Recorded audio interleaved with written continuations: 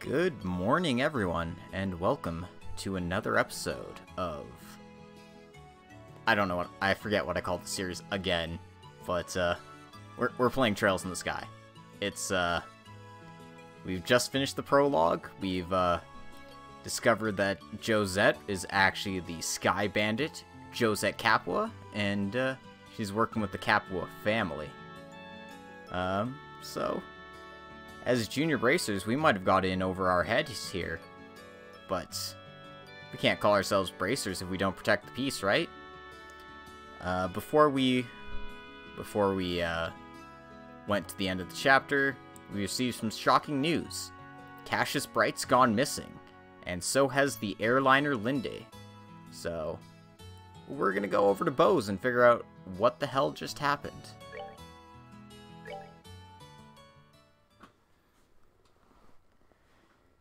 And don't mind me, I'm just gonna get everything set up properly here. Once this cutscene does some things.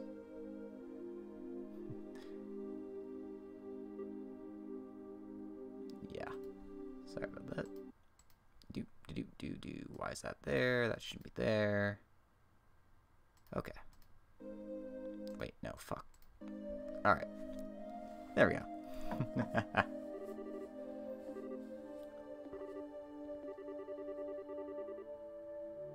Jeez, Joshua, way to show up Estelle.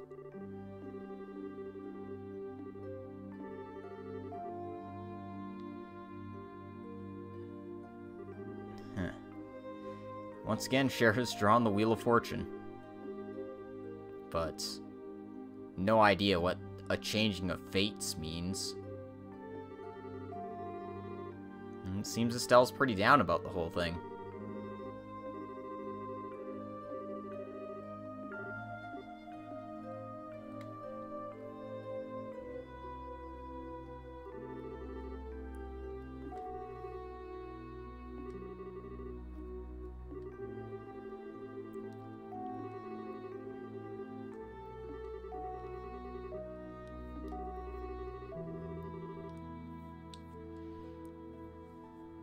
But, yeah, it's pretty peculiar for a highly ranked bracer like Cassius Bright to be caught up in an incident like this.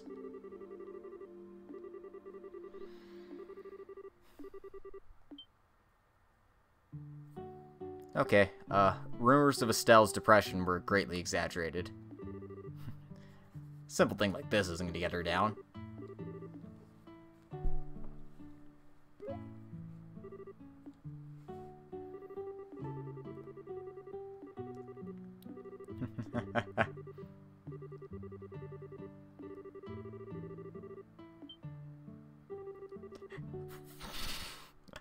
Shara, always with her priorities straight. Oh fuck, I should have told people on Twitter I was doing this. Oh whatever, it's 4 in the morning. Okay, fine, it's 4:30 in the morning.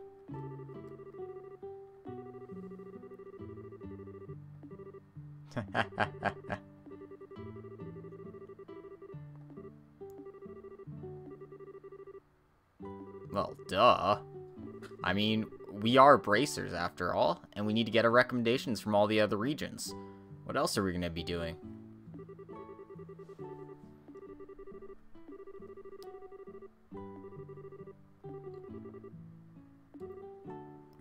Of course, they're a team. We do this together. But with all the airliners being shut down due to this incident, we're gonna have to walk to BOS. It's not too bad, it only takes us about half a day, so 12 hours of walking. I mean, we've already walked halfway there before, going to the checkpoint near the Millich Main Road there. And it looks like we're gonna have the help of a senior bracer. His Scheherazad's going to come around and help us out.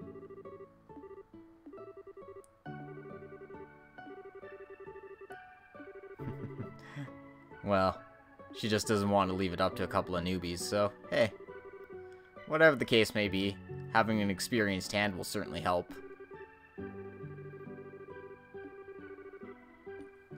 But yeah, we better let the guild know where we're going.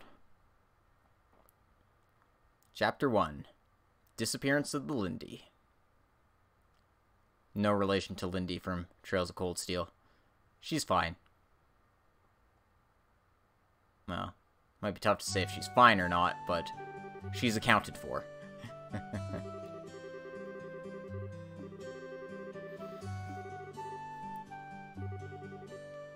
And apparently they're gonna work good old Ridge to the bone.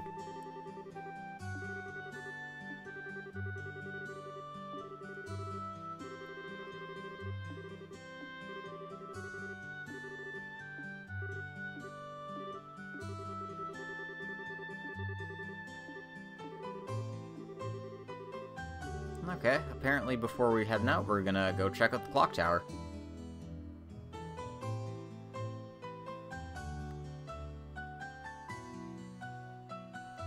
We checked this out earlier, but this clock tower was destroyed during the 100 Years' War. And they're making us read this again, just in case you weren't curious enough to check it the first time. And to that point, it had been standing for about 117 years.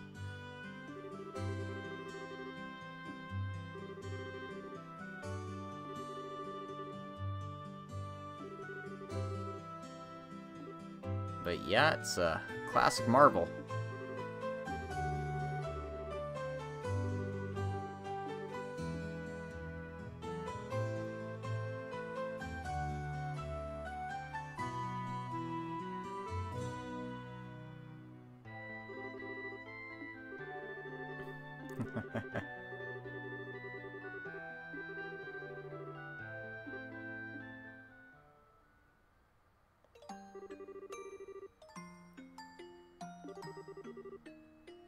Yep. Tragic backstory. Every JRPG protagonist needs one of those.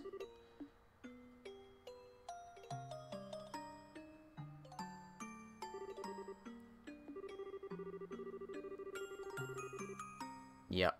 They bombarded the city, try to get the citizens to surrender.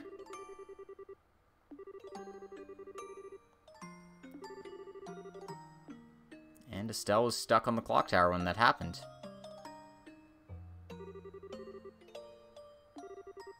If not for her mother shielding her, we wouldn't have had an Estelle Bright.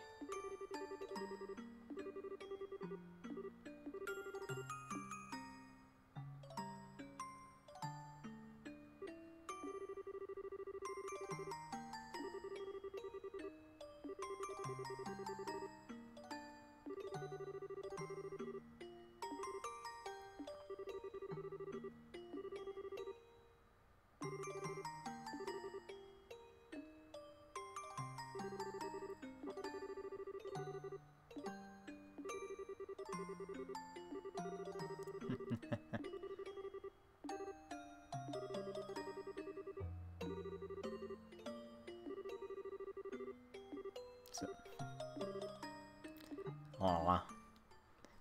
I love how cute these two are together.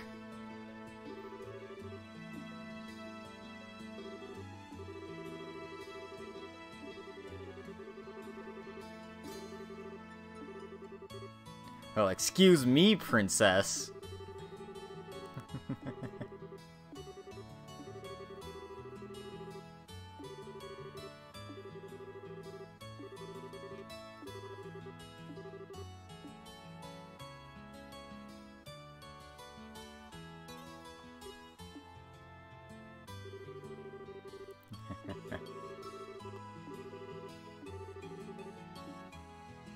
And with our resolve renewed, we're just about ready to go. And of course, Charizard saw the whole thing.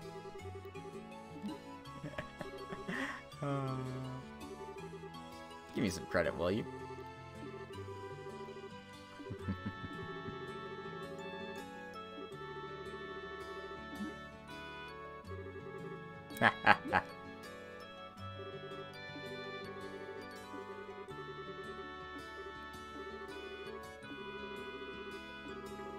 So, we've got everything we need. Let's head straight to BOS. Right away here. After this cutscene.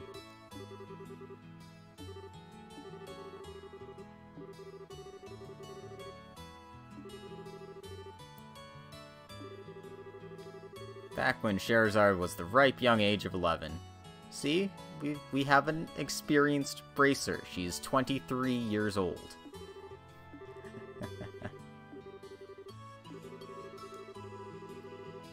Yeah. So, as we know, we gotta take the Millich Main Road to the Verte Bridge, cross the checkpoint, and then we'll be in the BOS region. So yeah, let's go there right... No, that's a lie. We're not going there right away. Aww. He's worried about Estelle.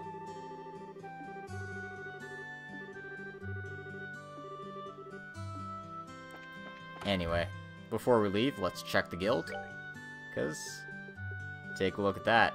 There's a new quest on the board. Father Divine wants us to deliver a letter to someone in BOS, and since we're heading there anyway, we may as well take his request. If we didn't see that quest, we would have missed it entirely. So, when I remember where the chapel is, we'll head straight over there.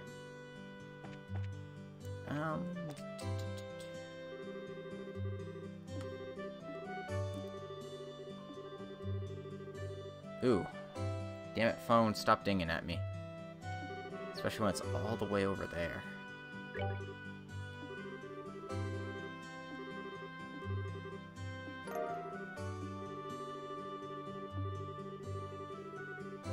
Yep, so we just have to deliver this to the chapel in BOS City. Since we'll be heading there in due time anyway, it's no trouble at all. Anyway, there are a few missable things you want to check just before you head out, so I'm just gonna pull that up on my screen here. Huh, it's only 2 things. Never mind.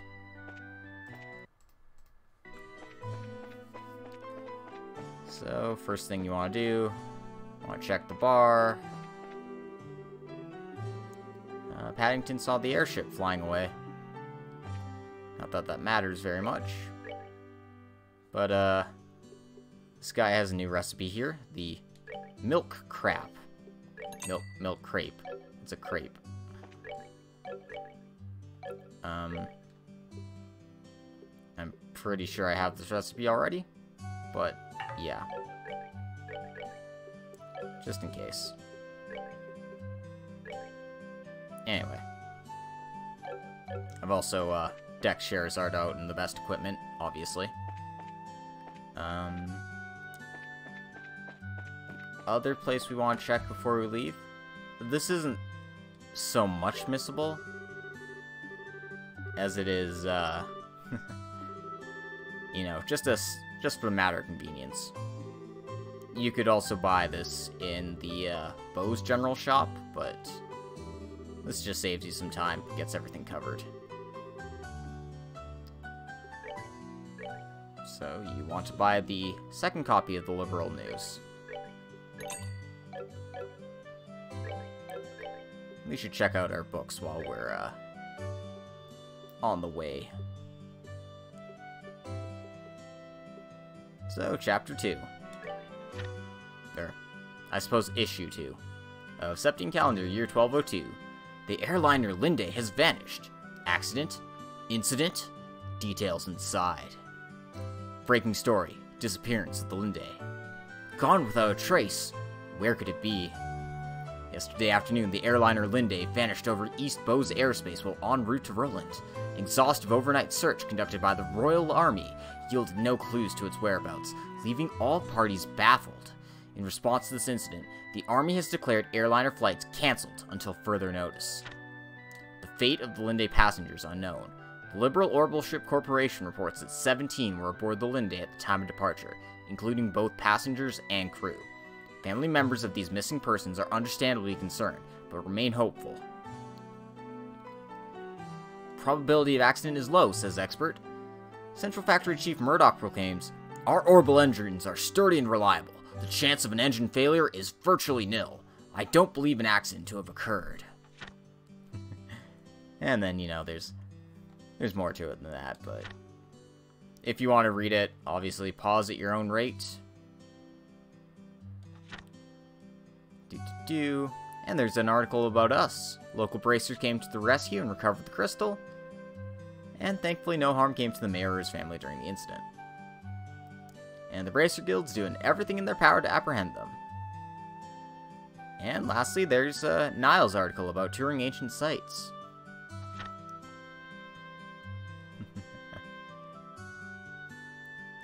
Its purpose is shrouded in mystery to this day. Its exciting location is old as Liberl itself. In modern research utilizing the latest orbital technology is expected to answer a few questions about this eerie structure, while posing still others. Seems like a very short story. Oh well, I'm sure that won't be important. Anyway.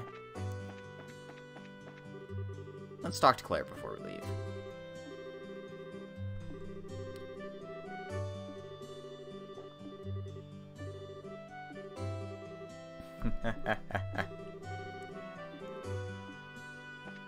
Aw, she's worried about us. That's really sweet. But, we got things to do, and turbo buttons to mash, so let's hurry on over to the Vert Bridge. Verte? Whatever. We're here!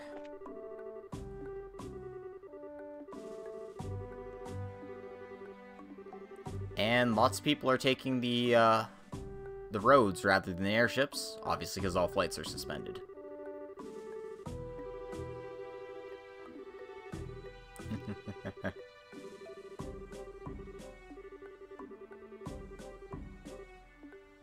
But before we can go, we'll need to get a pass from the Chief Warrant Officer. Which makes sense. I mean, obviously you need to make sure everyone who's going through is certified. Anyway, you gotta remember to talk to the Private Herald here, because he'll give you the second copy of Carnelia. And before we head out, why not read that one too? Hello there, Toby. You've come at just the right time. Greeting me with these words, Mick shuffled slightly in his seat behind the counter. The baked confection he had been eating was ever so carefully placed atop his lap, to prevent it from falling onto the floor. He smacked both of his powder sugar-covered hands together with a clap, and a cloud of white particles puffed into the air. The smell of sweet spices and baked apple pervaded the dimly lit shop. We had an item dropped off no more than a few minutes ago, he continued. Turning in his seat, Mick reached back and snatched up something wrapped up in old magazine paper from off the shelf, tossing it to me. Knowing full well I wouldn't get any sort of answer, I asked anyway. What do we have this time? Laying out my railway and airship tickets, Mick ignored my questions and said, Make sure this gets to the same place as always. In his slow drawl, he added, It would be in your best interest to keep the involvement to a minimum by leaving the business side of things to me, and focusing solely on getting the job done, Toby. He leaned back in his chair and let out a deep sigh, the balls of his fingers kneading the bags under his eyes. Then, once again, his large hand extended down toward the unattended cake resting on his leg. Before the sweet treat could reach his watering mouth, I had already made my way out of the door of his tiny shop. As I walked, the waste paper bundled package bounced around inside the folds of my bag. By the feel of its shape and weight as it beat steadily against my side, I concluded the object in my possession was probably just more swag. It didn't make me nervous not to know what it was that I was carrying. I've done this job many times before. No matter what kind of trouble I found myself wrapped up in, I'd always managed to come out unscathed. In truth, my experience of the job had made me tough, and I had become well versed in the arts of orbital magic. So that when I laid eyes on that rough-looking trio at the station, I felt no more knots of uneasiness in my pit of my stomach than was necessary for someone of my abilities. The platform for the train bound for Liberl was a bustle with passengers awaiting its eventual arrival. Seeing that the benches were so crammed full of people, they could have very well been a tin of packed sardines, I resigned myself to standing near the entrance, as I patiently waited for the train to come in. Twisting my body in order to move the bag to my other shoulder, I noticed the figures of two men. Heads bent together and conversing in an audible tone, They stood just beyond the ticket gate, right about where the horse head of the Imperial emblem lay embedded in the ground, in a grand mosaic of tiles. After a short interim, another man approached and joined in their conversation. From my own perspective, this was one ragtag group I most certainly couldn't have given a passing grade to based on looks. All three were extremely well built and sported the same haircut. To put it mildly, they stuck out in the crowd like a bunch of sore thumbs. Making sure to avoid eye contact with them as they glanced in my direction, I slung my bag back onto my shoulder, ever so calmly reached my hand into my pocket, ran the tips of my fingers across the surface of my orbment. A woman's voice reverberated within the walls of the station, notifying the passengers that the train had arrived. The low rumble of the orbital engine could be felt in the distance, and after a few moments, a large vehicle was seen rolling up on the shoulder. I mumbled to myself, "All is well." But the sound of my voice was drowned out by the din of the massive machine. Brakes screeched, and a flash of black light reflected off the surface of the giant iron beast as it came sliding in across the rails. The immense vibration in the air emanating from the moving locomotive at its epicenter let me know that the orbital engine had been put into full reverse in order to decelerate and bring the train to a grinding halt. While being shoved to and fro by the waves of impatient travelers flooding out of the waiting area, I was swept towards one door of a passenger car. As we passed by the conductor, I caught another glimpse of the ticket gates. The men who were once there were now gone, and the only thing that remained was the profile of the horse made of glossy tiles, glaring back at me in a shade of deep crimson.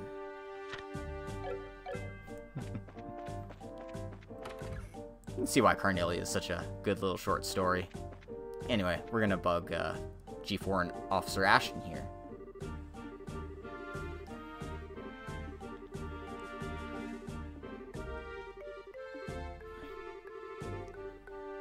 And explain that we're looking after the Linde here, so you're gonna get a pass right away.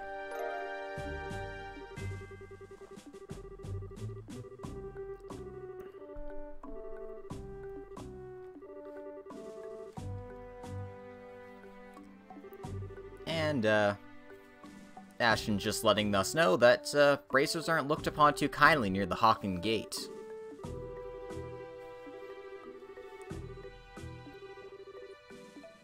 And at least some people in the army are worried about us. Well, us and Cassius. So, we'll have to talk to Scott again, and he'll let us through.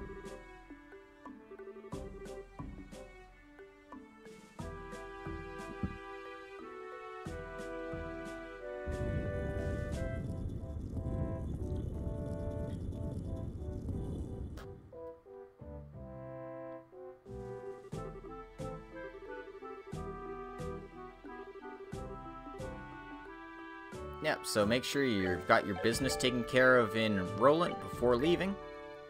We do, obviously. But obviously, I like to make save points just to make sure. Points of no return are points of no return. We can't go back to Roland after this. So we might as well check in at the gate here. There's also an orbital charging station here if you needed it. Not that we do. And there's also a nice little rest area here if you were so inclined to do so on your journey. But this isn't a tourist magazine. Anyway, BOS is about 420 Selge away, approximately 42 kilometers. Racers are pretty athletic if they can walk 42 kilometers on foot in a single day. Actually, plus the 17 from Roland, so 59. Anyway, these monsters want no business with us, but I just want to probe every little nook and cranny. You never know where your treasure might be hiding. Anyway, this is Nebel Valley. We're not supposed to be here.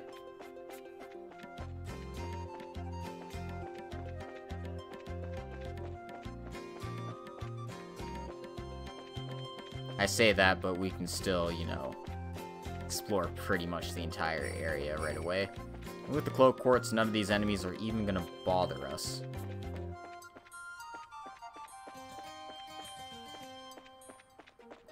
So yeah, let's enjoy this little detour, shall we?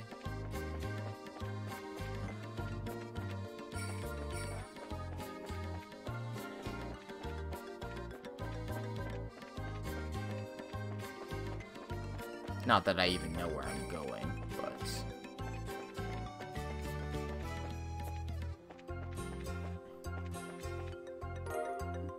I found a bear claw.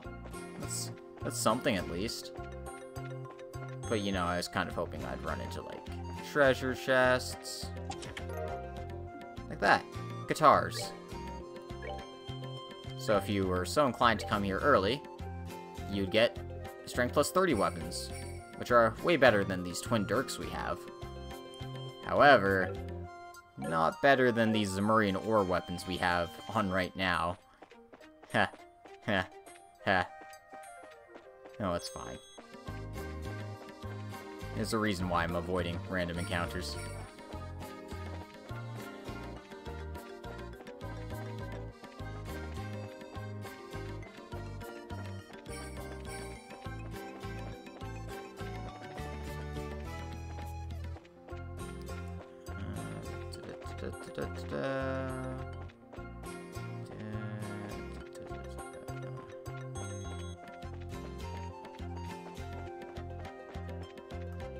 Anyway, that's the entrance there.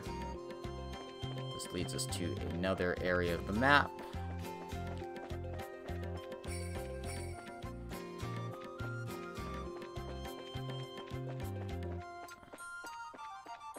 Again, I might as well not play coy. This is the dungeon area for the chapter, so that's why we don't have a map.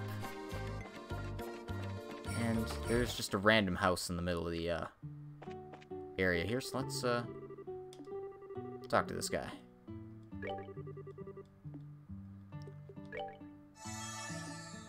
And he gives you the recipe for Abaddon potluck, which, as you can see by Joshua's health here, it took him immediately to 1.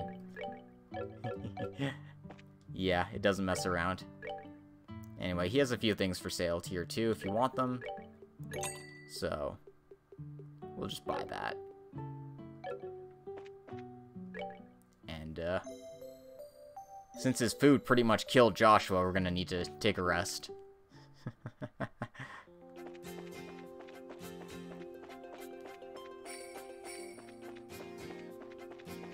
Alright. Now, with this little diversion out of the way, I think we can head on out of here. We don't really have business here.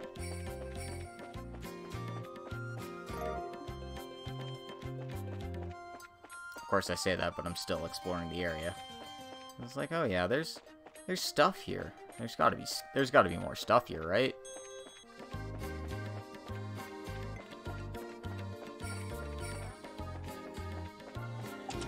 Like this. Stregas. Strega R's 10 defense plus 1 movement. Not very good compared to what we got right now. And this is where the dungeon is supposed to be, but it's not open yet. So don't worry your pretty little heads about it. It's not important. It's not an important area at all, guys. We won't be coming back here later at all. No siree, Bob.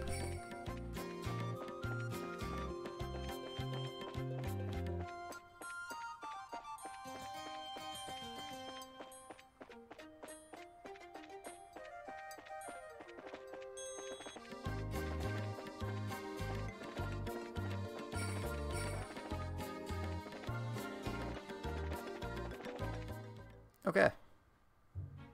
Well, that was a fun little diversion, right?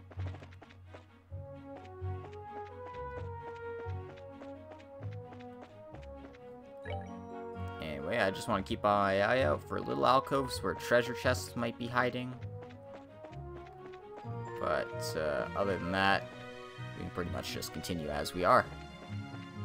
Again, this is where not having the detect quartz to find enemies and stuff is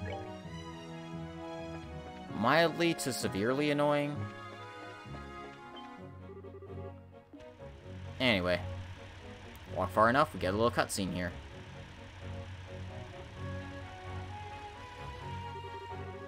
Oh, it's, Grant. He has a portrait. He must be important. Yep. Oh, jeez, you have to move all this cargo by ground transport? Ugh.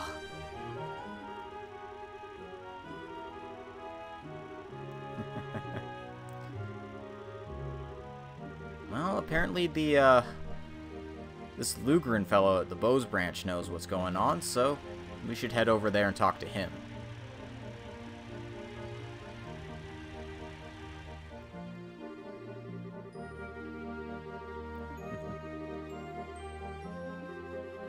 I really wish they would stop playing coy about it and just tell us, but, you know.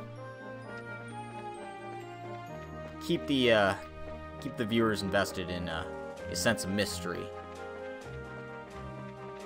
Where the hell did the Linde go? It couldn't be that valley full of fog we were just in. No, that'd be ridiculous. Who would put an airliner in a place like that?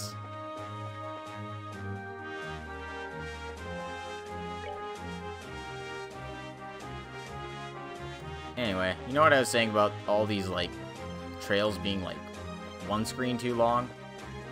Yeah. This area is just one screen too long, I swear.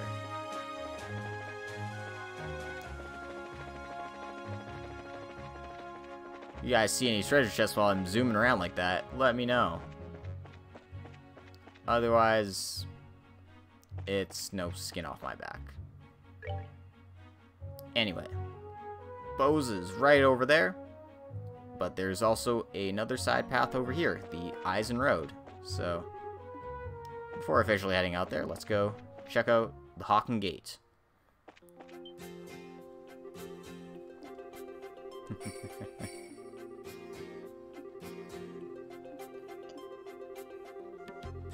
Oh.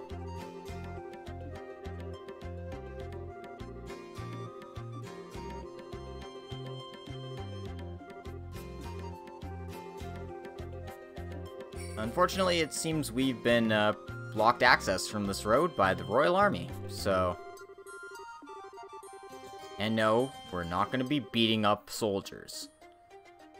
That's technically a crime, and that's the worst kind of crime. Anyway, so with our hopes of exploration dashed, let's just head straight to BOS, shall we?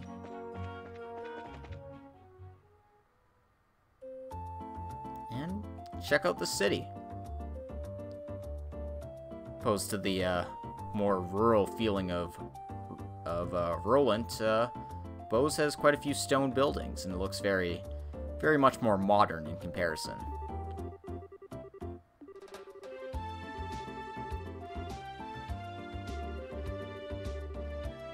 Yeah. And that big building in the middle is the BOS Market. Find anything you need in there.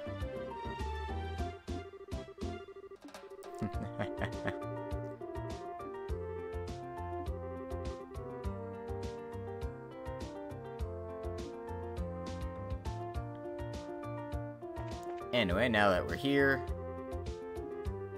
let's go bug some people. Because, I mean, what's the point of coming to a new town if we don't at least check out the sights? Anyway, seems this young woman and her maid are talking about something. I'm sure they won't matter later.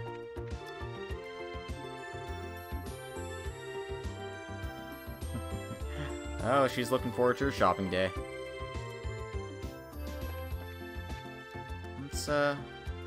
But we did have something to deliver to the father here, so let's talk to him right away.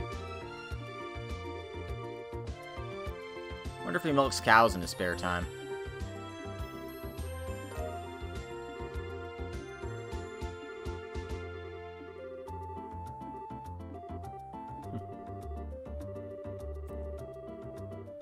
Yep, he's a master of medicine. As it turns out, people of the church are actually very medicinally inclined. Something that comes up a lot in the other games, too. There are still hospitals and stuff, but a lot of like medicines and herbalism was developed by the church as they've worked to stabilize the countries in their 1,000 years of operation or so. I suppose it's 700 years of operation, but, you know.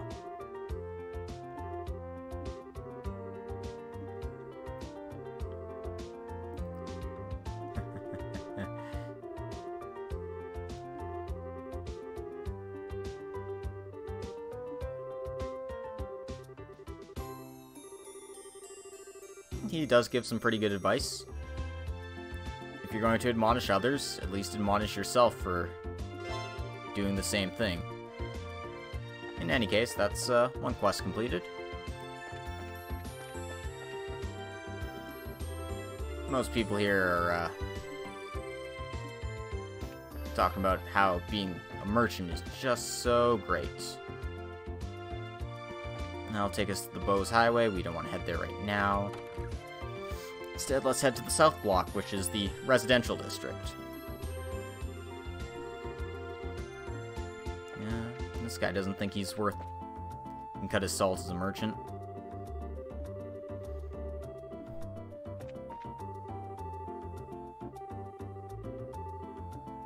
And with the army clamping down on things, it's definitely difficult for free trade to spring out and bloom. But that's what happens when you have crises.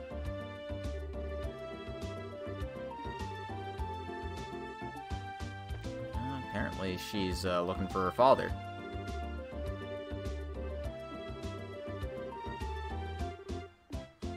I wonder who that could be. Surely it's no one important, or someone we haven't run into in our travels already. Anyway, just as well here is the Orbital Factory. I'm pretty sure I maxed out everyone's slots already, yeah.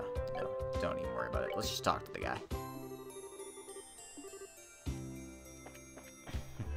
He's got his priorities straight, at least. Huh. Dropped a few frames, but everything looks to be hunky-dory so far.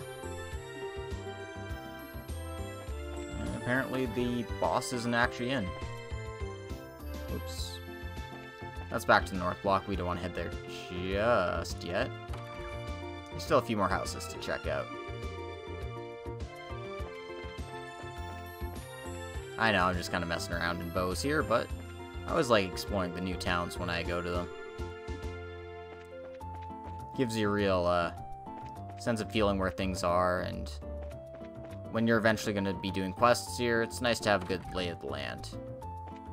Anyway, this is the armor shop, so we can see what weapons and stuff this guy has. Obviously nothing strong for us, but it does have some accessories as well if you were running short. And you can always convert your Sepith if you feel so inclined.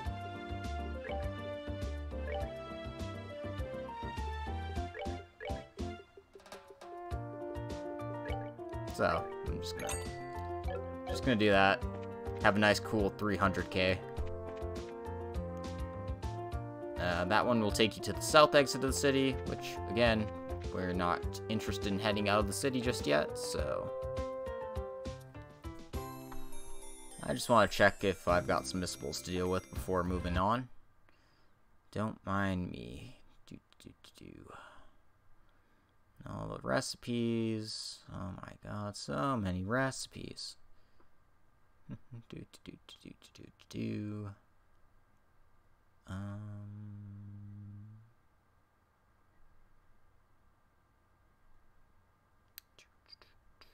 I think we'll be alright. Yeah, let's just say screw it. Our destination is the Bracer Guild on the top right there. Eventually. There's still places to check out here. Well, the mayor's out, and the mayor's apparently a woman, so maybe we'll see her later. Or maybe we already have. In any case, nobody's in. It's not like we can raid these houses for items and stuff, so best not to be rude and,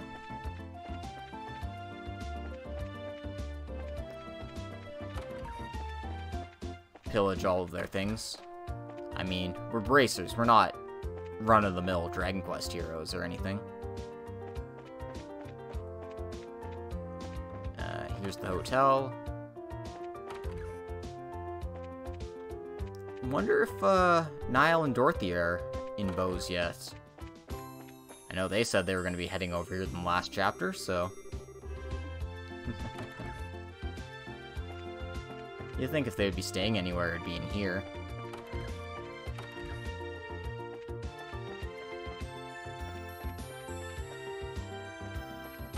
And it doesn't appear to be the case. So, leave that be. Check the bar.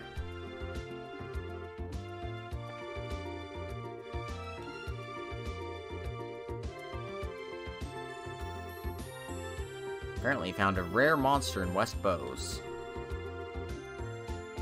Interesting. Anyway, we'll try his sit-down dish. And we'll see what he has for sale. Mouthful soup, red tail soup. I should have both of these recipes, but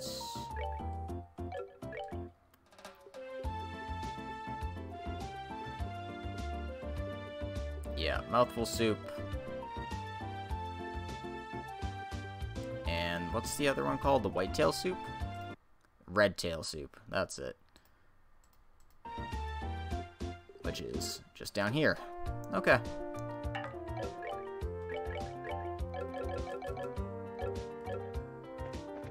Yeah. Okay. No worries.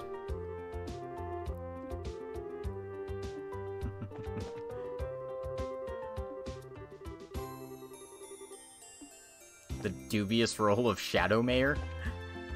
That's one hell of a title.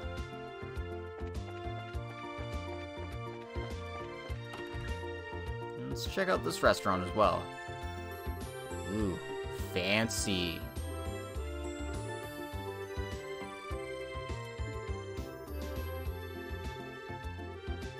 Prepare for the greatest dining experience of your life.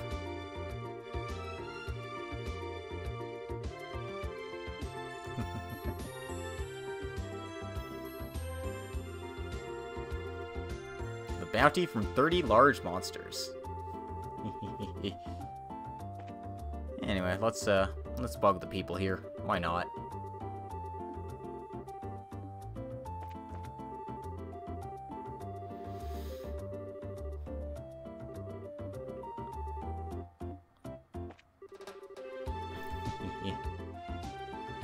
Just basic world building stuff.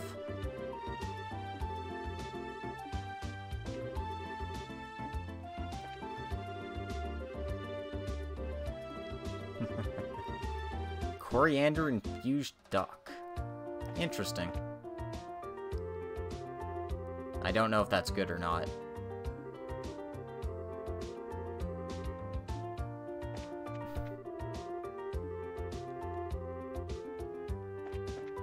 Apparently monsters make pretty good dishes. Who knew?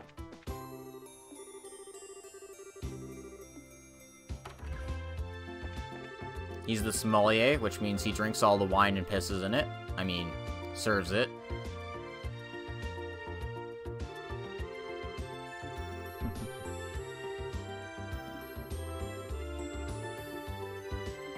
A really skilled, really psycho soda pro.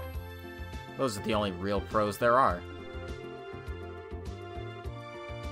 And, looks like the apprentice is working on a new soup recipe, so at least there's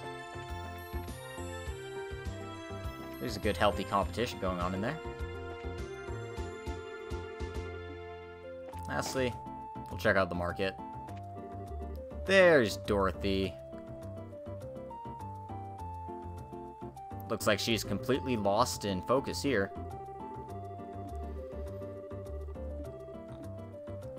So I guess we'll just ignore her for now.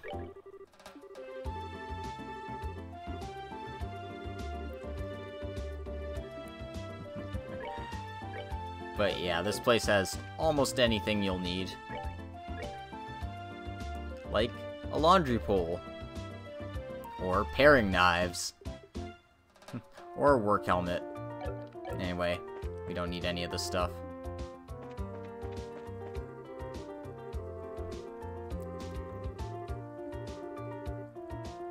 And apparently there's dust everywhere.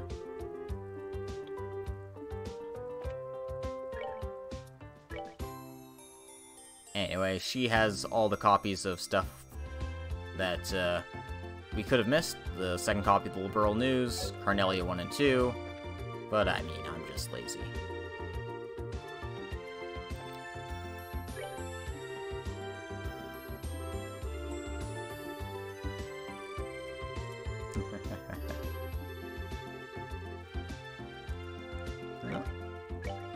Anyway, she sells sponge cake and floral jellies.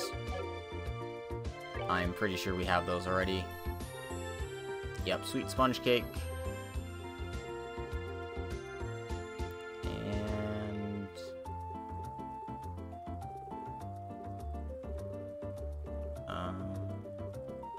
there it is. It's quite high up. Alright. Never us mind then.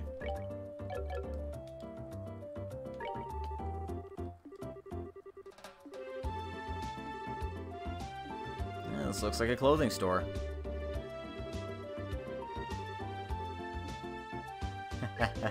And just dig at Estelle's outfit here. They have the Strega Jays and a red scarf, which we don't actually have in our inventory. Doesn't do very much for us, but might as well add it to the inventory. Why not, right? Oh my god, sorry. I keep hitting a circle to confirm. Anyway, he just has a few ingredients for sale.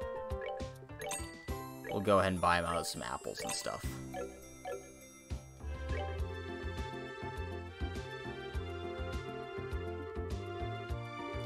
This guy's pretty sour about the airliner flights being cancelled. Sure, that's not easy on business. But speaking of not easy for business, it's about time we bugged Lucrin at the BOS Guild here and get started on work.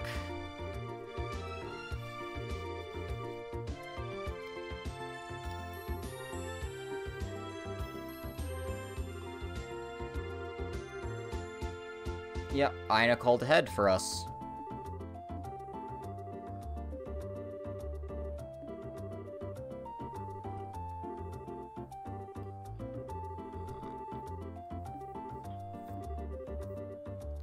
Yeah. The army's continuing their search, but they've restricted information, so it's very hard to figure out what exactly is going on here. And they're also keeping the guild out of the loop, too.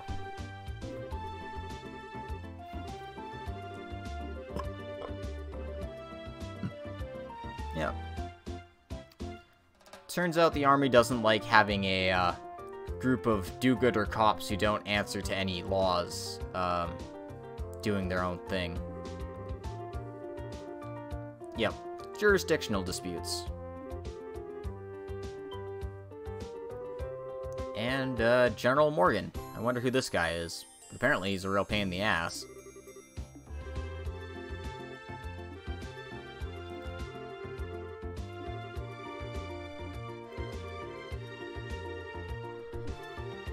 Seems like he's a big old bracer hater.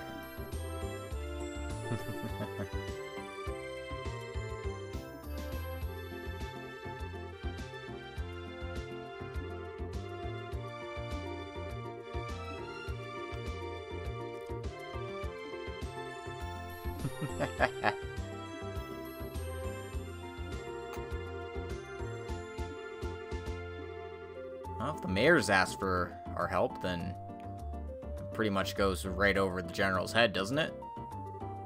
I mean, Civilian leaders can't always override military leaders, but it does force them to reconsider their positions.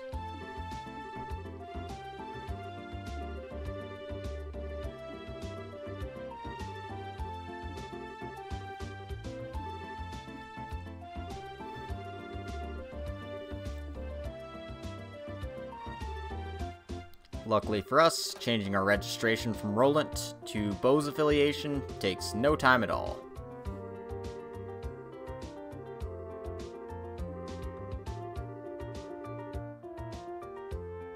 Yeah, once you become a senior bracer, you can do jobs anywhere at any time.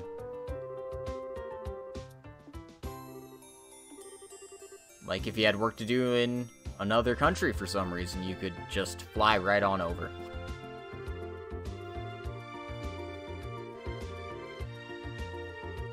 But with all the paperwork out of the way, we can do some actual work now. And by doing actual work, I mean we've got things to do on the quest board here. So let's take care of these right away. There's Monster on the Ravenue Trail. Gwen, the girl we saw in the Anteros restaurants looking for ingredients. And there's a monster on the Eastbows Highway, known as the King Scorpion. So, with 3 quests to consider, let's go ahead and try knocking these out one at a time.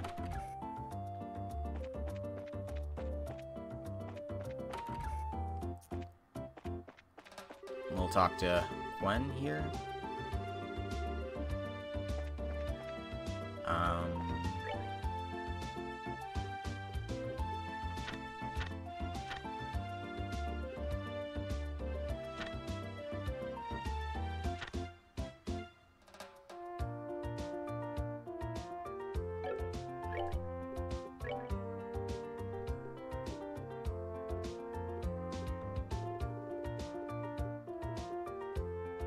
I don't appear to have any tender poultries whatsoever, so maybe I can't just say, hey, let me do this, because either A, it won't let me because I haven't talked to the mayor yet, or B, it just won't let me do it because I don't have the right ingredients here. So, give me one moment while I figure out where the hell to get the ingredients I need, because with the cloak quartz on, picking up ingredients is kind of difficult.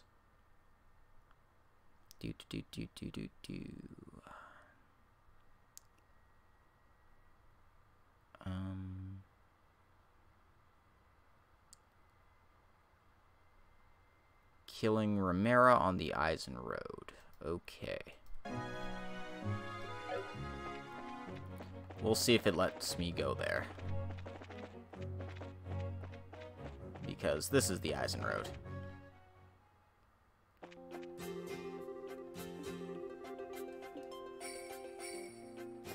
Except we are literally not allowed to go there yet, so we can't actually do that quest. Alright. In that case, since we're on this highway anyway, where is the Eastbows Monster hiding? Oh my god, it's way back, so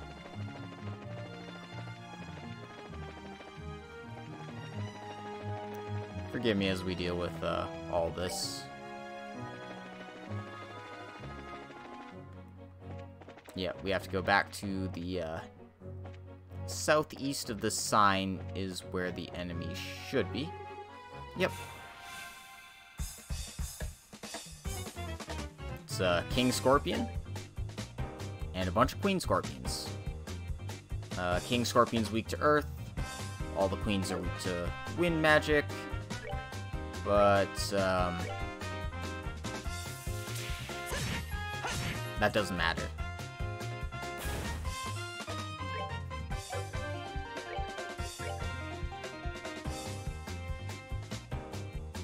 Too bad I can't hit all of them at once, but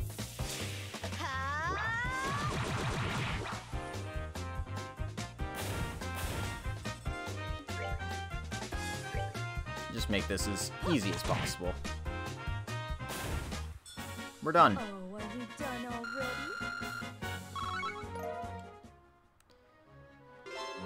But yeah, that's the monster taken care of, which means we can turbo our way back home.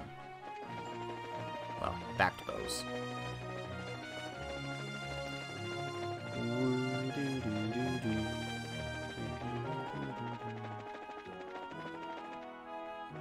Yeah, seriously, can you imagine just doing this in the base game? Like, yeah. It's so many screens. Anyway. Our next monster we need to deal with is on Ravenue Trail, which means we need to take the west exit.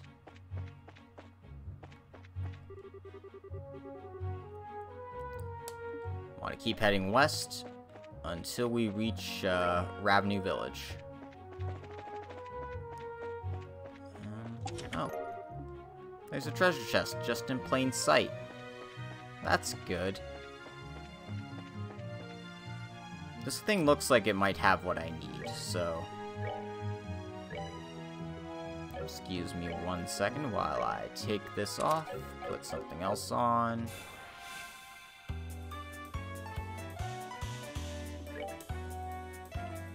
I mean, if I'm wrong, I'm wrong.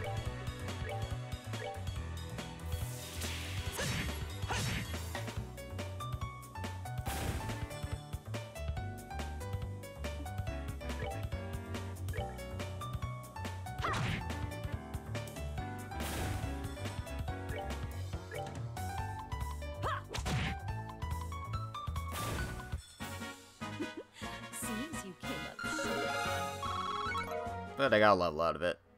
And I also got a bird egg.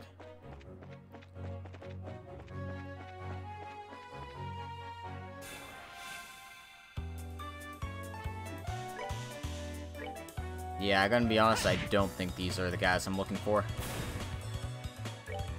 So, I'll save you the trouble of watching me just one-hit these guys over and over again.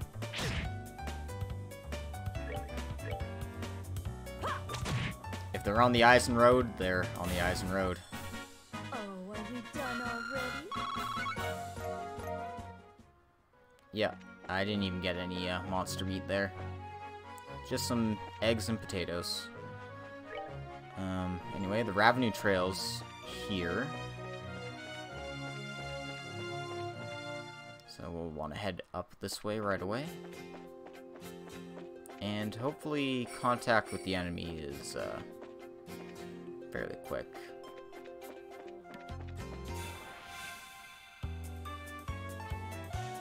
Oh, right. I need to put the cloak quartz back on. Sorry.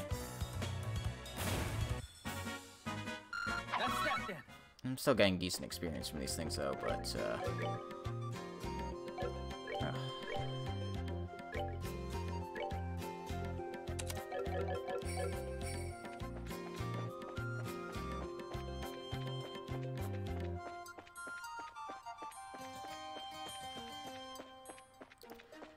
yeah, no sense in fighting pointless fights. Probably won't need to take the cloak quartz off until the very end, and did I walk past the monster? Seriously?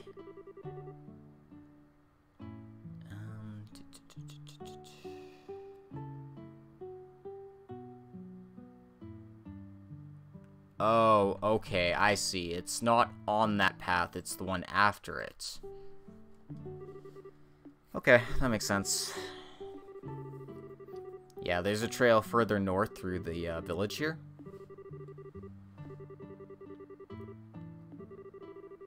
But Scheherazad's regaling us with tales of her past.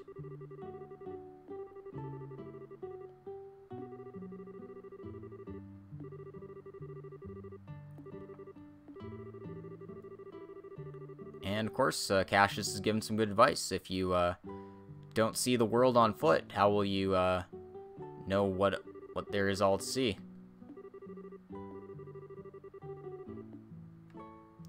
Well, I mean, we've already had to travel to one region on foot. What's stopping us from going to all the other ones? Oh my god, I'm sorry. I keep hitting circle to talk to people. Apparently Louis saw something. But, well, you won't know what that is until much later. Let's talk to the shopkeep here, though. See what he has for wares. Just some basic ingredients, but he does have some cheese, so I'm gonna buy him out of that.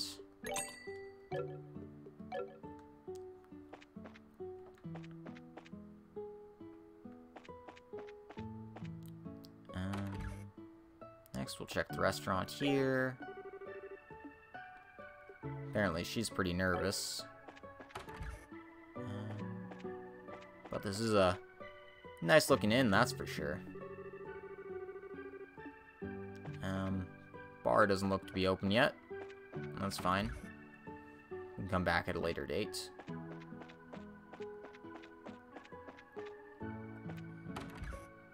But you get to check out this nice little rustic city here. Well, village, I guess. Too small to be a city.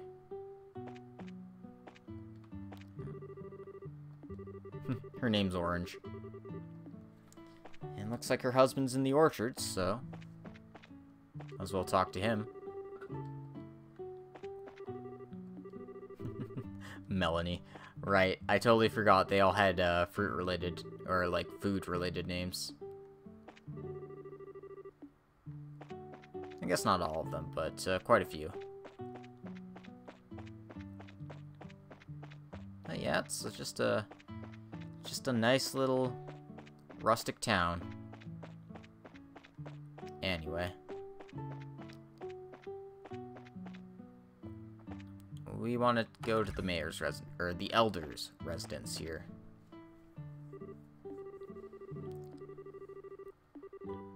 But they sent the request, so we're gonna have to talk to them first. And nobody's really got a good look at the monster, but it lies in wait for its prey.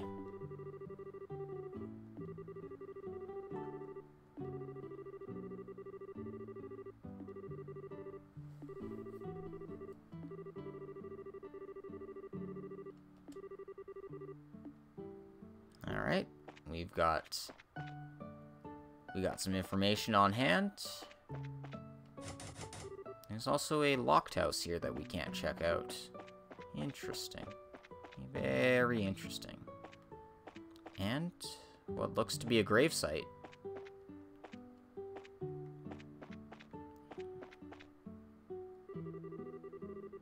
Septine Calendar, 1192. Here rest the souls of 6 righteous people who lost their lives in the flames of war. Leaf, Abel, Nicole, Wilhelm, Irina, and Misha. May you all find rest with the goddess. I'm sure that won't be touched upon in any great detail, but the 100 Days War had some long-reaching consequences for the people of Liberl. And Figaro's telling us that there's a monster behind the village, but since we talked to the village elder, we have permission to go ahead.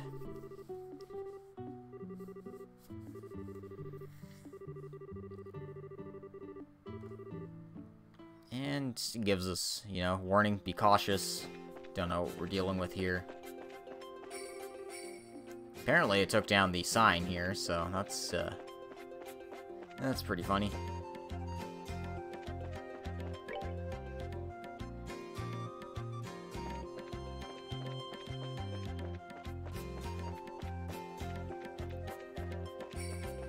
Anyway, with the cloak quartz on, these monsters aren't going to be any trouble.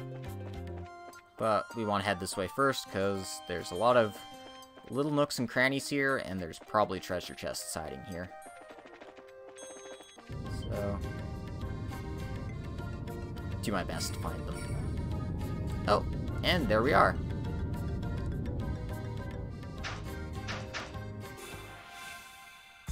It's one of these things. A Fate Spinner. It's pretty much regular resistances with strength to earth, and it doesn't die in one hit. How quaint. Means I can show this off.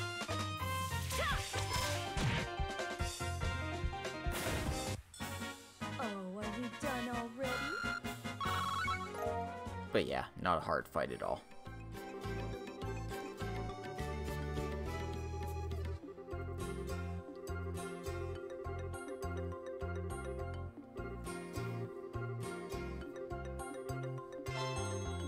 Anyway, monster has been quickly dispatched, so nothing to worry about in that regard. Can't count on that chicken to give us any eggs. Yeah, we'll check the two little branches off to the side here. There's a recovery item. It's not going to matter. And nothing.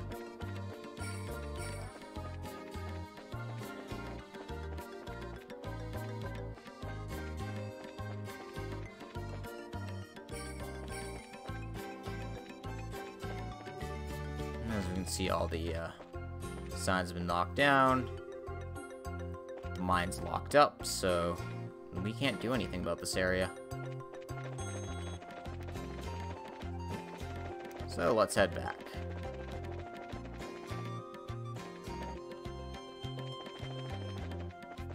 Oh, that's what I would say. There wasn't more little alcoves to explore here. Can't guarantee we'll find everything, but we can find some things. Like the Death Blow 2 quartz, which does a one-shot instant kill to an enemy, and then it breaks, so they're not very useful. They're kind of like the opposite of proxy puppets.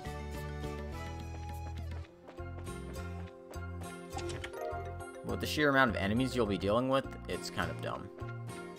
Inside there's the beefsteak recipe, so make sure you get that. And over there's nothing.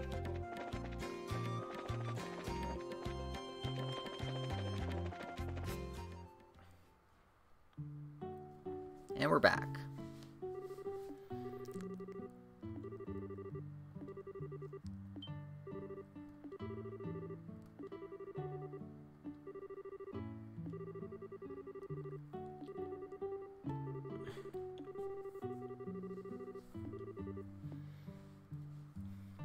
And that's another set of quests done. So we're making good progress here in BOS. Oops. I mean, this is pretty much the best way out, so it's not a big deal. Anyway.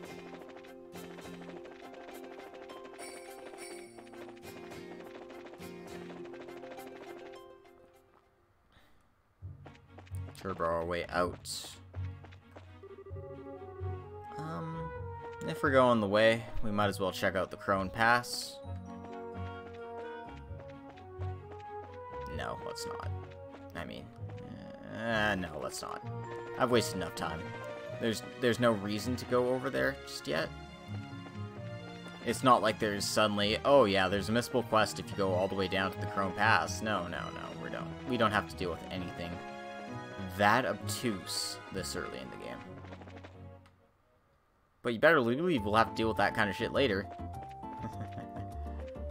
Anyway, let's find the mayor.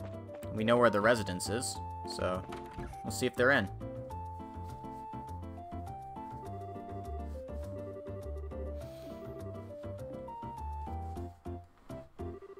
This is a pretty swank dig, that's for sure.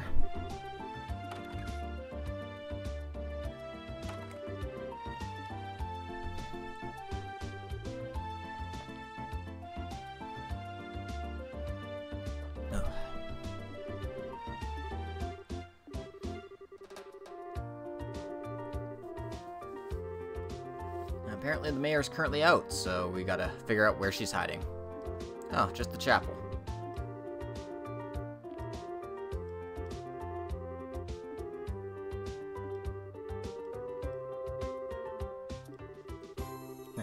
Big hat with feathers in it, dripping gemstones from every pore.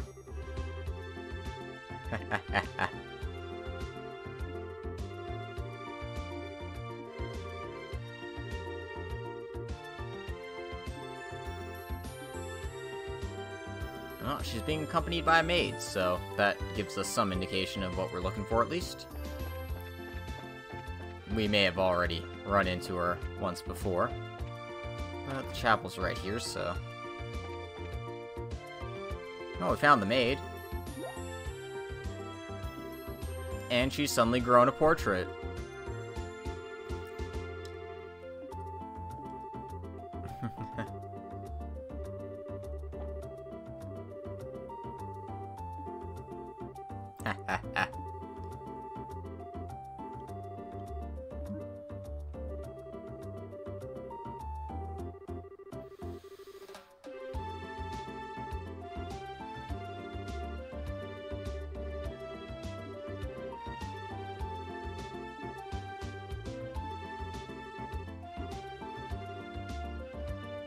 And we're off to the BOS Market to check on the mayor. It's really just an excuse to say, hey, you didn't explore this town yet? What are you doing? We're gonna make you explore this town.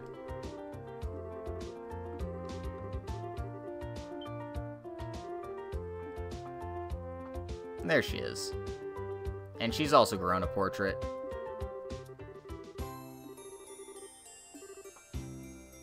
You don't deserve to wear that uniform.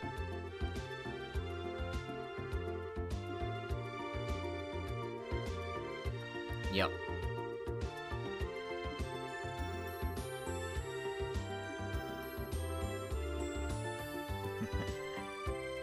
Some, highfalutin, ideals about profitism.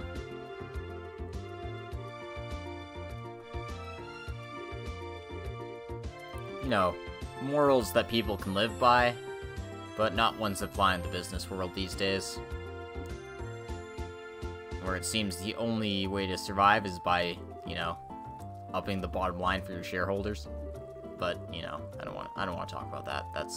That's really depressing and really stupid, and it's just a whole can of worms I'm not equipped to deal with this early in the morning. Or at any time of the day, really. Just don't.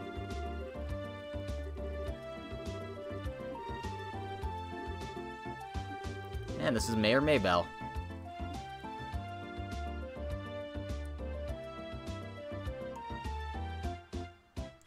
Wow, you're not even gonna let your maid take a seat? Rude.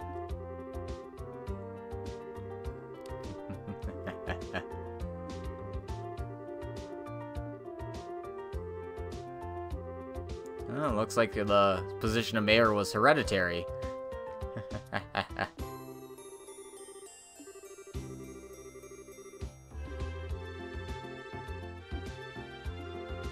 Well, it's fine. I mean, she seems like she's got a good head on her shoulders at the very least.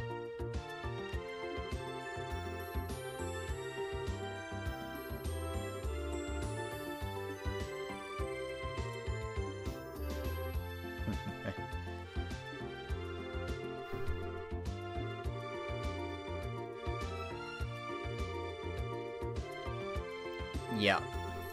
Basically, this shit's bad for business and the army isn't getting results. Having a different set of eyes to work on the situation is only prudent. I mean, both economically and socially as well.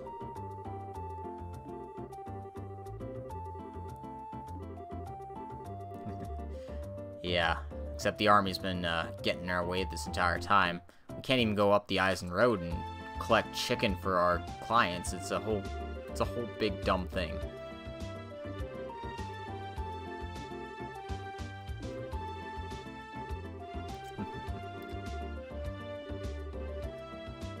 Well, she might be able to help us out.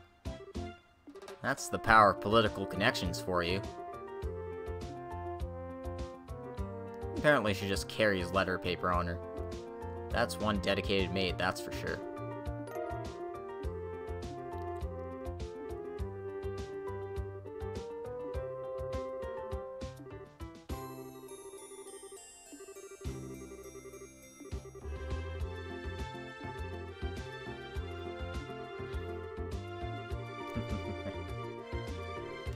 Yep. Little white lies don't hurt, right? Anyway. we've got our next mission. Deliver a letter to General Morgan here.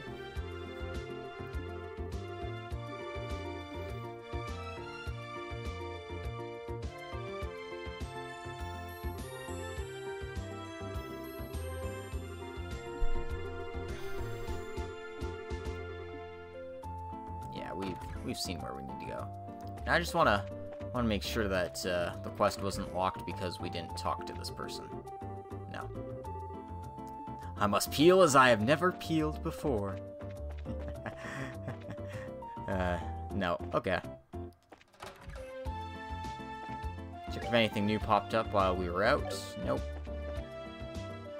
So, let's report our 3 quests. Deliver the letter properly. And we took care of those monsters, so got a nice chunk of change for our troubles.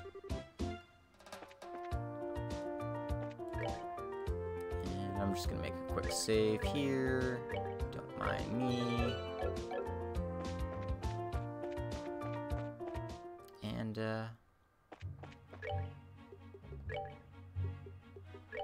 time to take that cloak quartz off again. I'm just putting random stuff in there. It doesn't really matter to me. I'm not losing White Gehenna by taking cloak on and off or anything, so it doesn't particularly matter. But, yeah, these pricks are still here.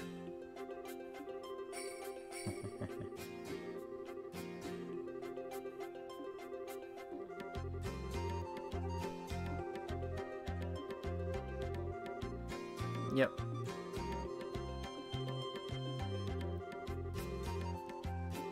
Yeah, dude, you can't ignore the person in charge of the entire region. As much as you'd like to. Anyway, these guys are pretty serious because they share a border with the Empire. And we were at war with them not 10 years ago, so... it's a good idea to keep that in mind. Anyway, these are the guys we're looking for. The Romeras. They go down like chumps. Alright, we're good to... And they also didn't drop what I needed, so, my apologies, I might be farming ingredients for a little while here, depending on how long this takes.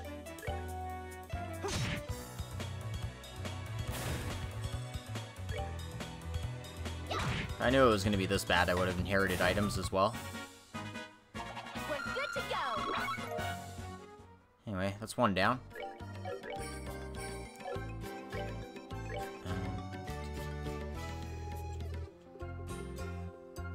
Yeah. One down.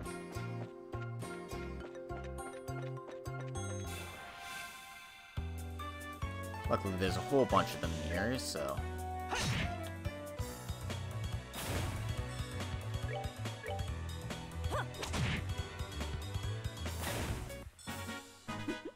Seems you came up.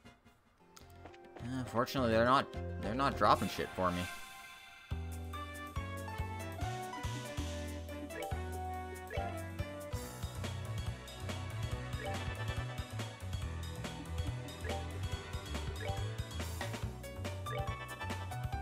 Come at me.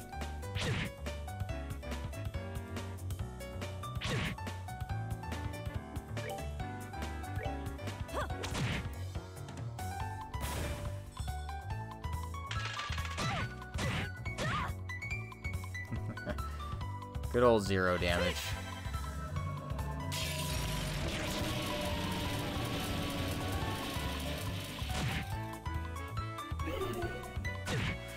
Oh, fuck.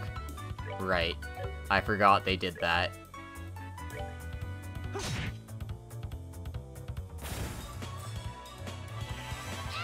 Well, that monster is the closest thing to killing me this entire game.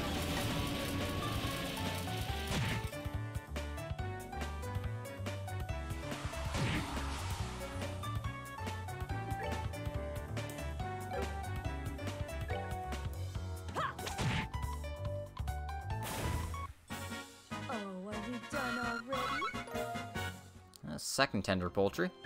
Good for us.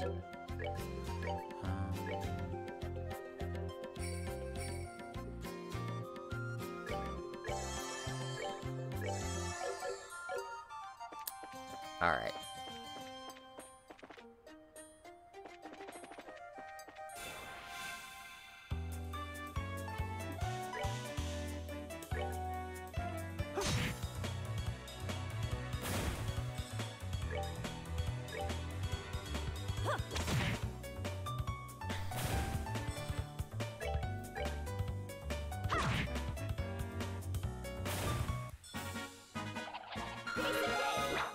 Level 10.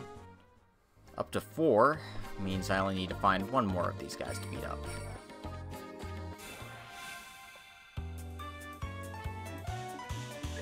Just my luck. Whatever.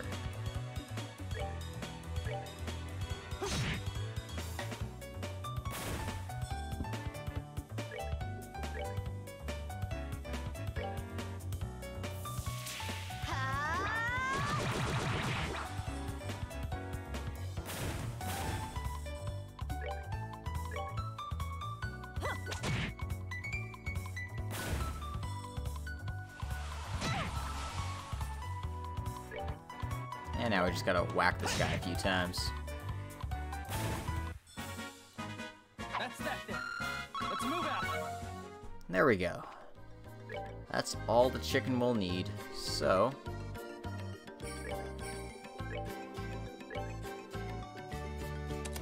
back to putting cloak on.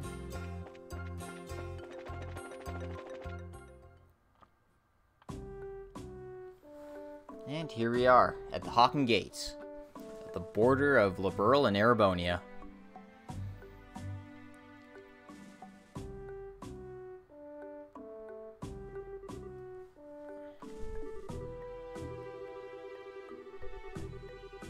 Yep, it's a big-ass thing protecting Liberl from foreign invasion.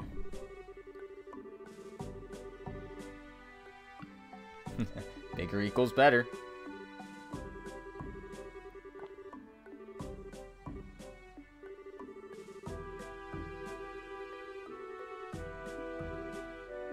And once again, you can enjoy fun little nods to Joshua being not very comfortable with the Erebonian Empire.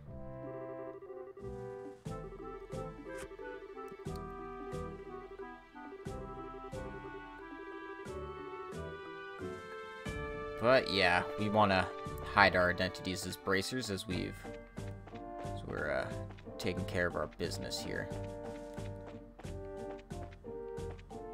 Even though it's not right to hide our identities like this, we are still inclined to do so. We don't want to be caught by bracer hater General Morgan here.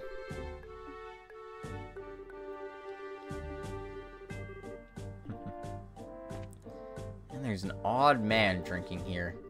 Let's not talk to him and ignore him. He's clearly nobody worth talking to. There's vegetable sandwich, potlucks in a shell.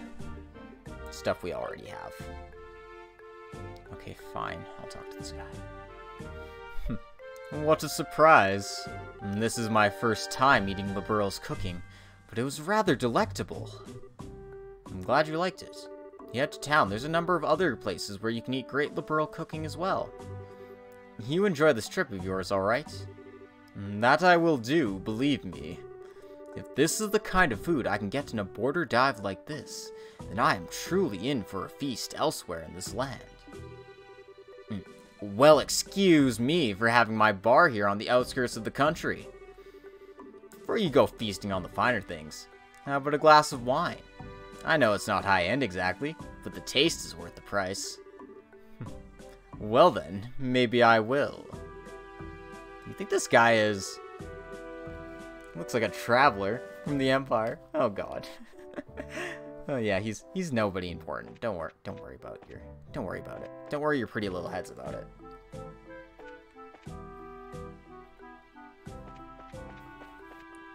He's not the greatest hero of our times, just whiling away here.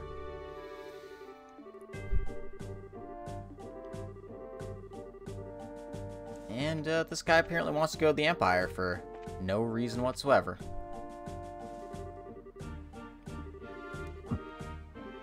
Talk to this guy here. Let him know that we're here for business.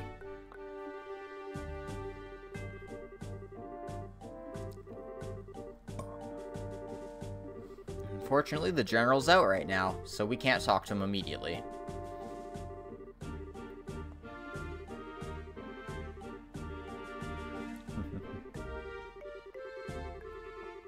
Screening process was really strict, so hey, set up a bar to, you know, have travelers not have to waste all their time.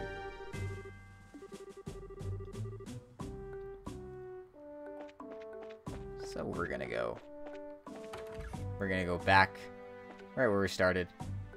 Talk to this handsome fellow again. Good day to you all, my fine friends. You appear to be citizens of Liberl.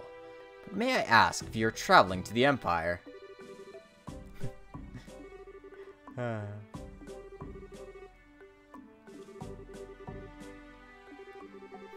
I'm glad you asked. I am indeed a visitor in Liberl, both for work and for pleasure. And you say you're running an errand, but I can see your true colors. I know exactly who you are. Who we are? Indeed. Your braces, no? How did you know? We took off our emblems. Wait, are you trying to tell us you're one too? It's true that there are guild branches in the Empire, but I'm not actually a bracer. I just know several people in the guild, that's all. And there's an air about you that reminded me of them, so I just thought I'd ask.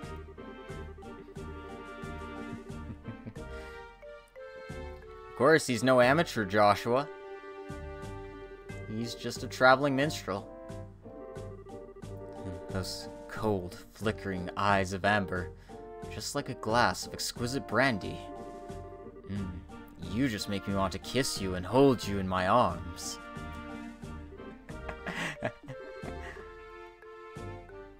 Oh my. Are you one of those men who likes other boys? I just can't help myself when I see something beautiful standing before my eyes. Daughters of serenity, sons of elegance, supernal melodies and cleansing landscapes, masterpieces and stories to move the soul. And last, but not least, the most exquisite in food and drink. For things such as these are those which pique my interest. Oh, so you're a pervert, just like I thought.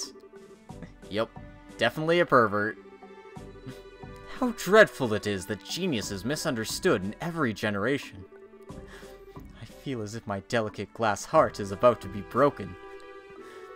You, with your magnificent black hair, please comfort me in my time of need. I'm gonna have to pass. You've already scarred me for life as it is.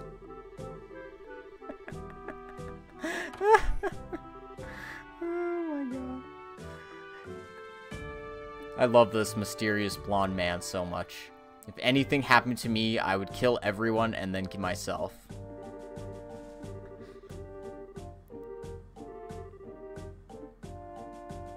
But in any case, looks like the general's arrived. It appears our chat with this fine gentleman took a while.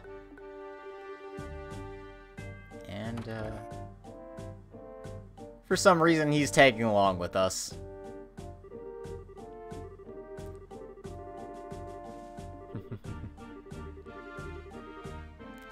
Oh, man.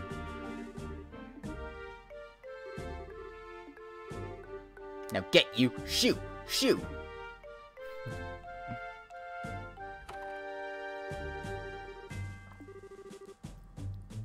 Definitely not normal. It's okay, I'm sure he won't be important later. He's just one of those whimsical fellows who does his own thing.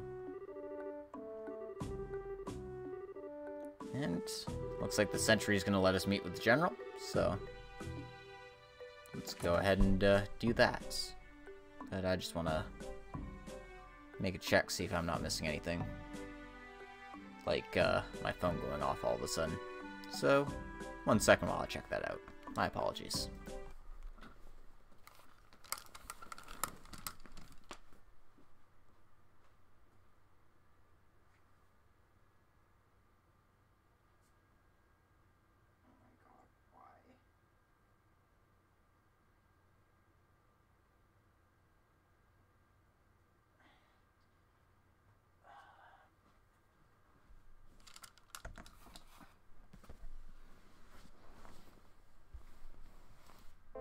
Sorry about that. Don't mind me. That is literally just...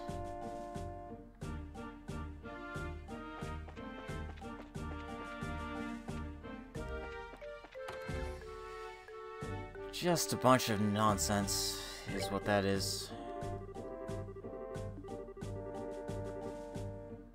Anyway.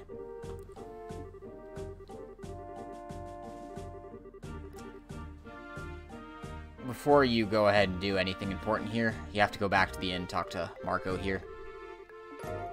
Because he has the next chapter, Carnelia.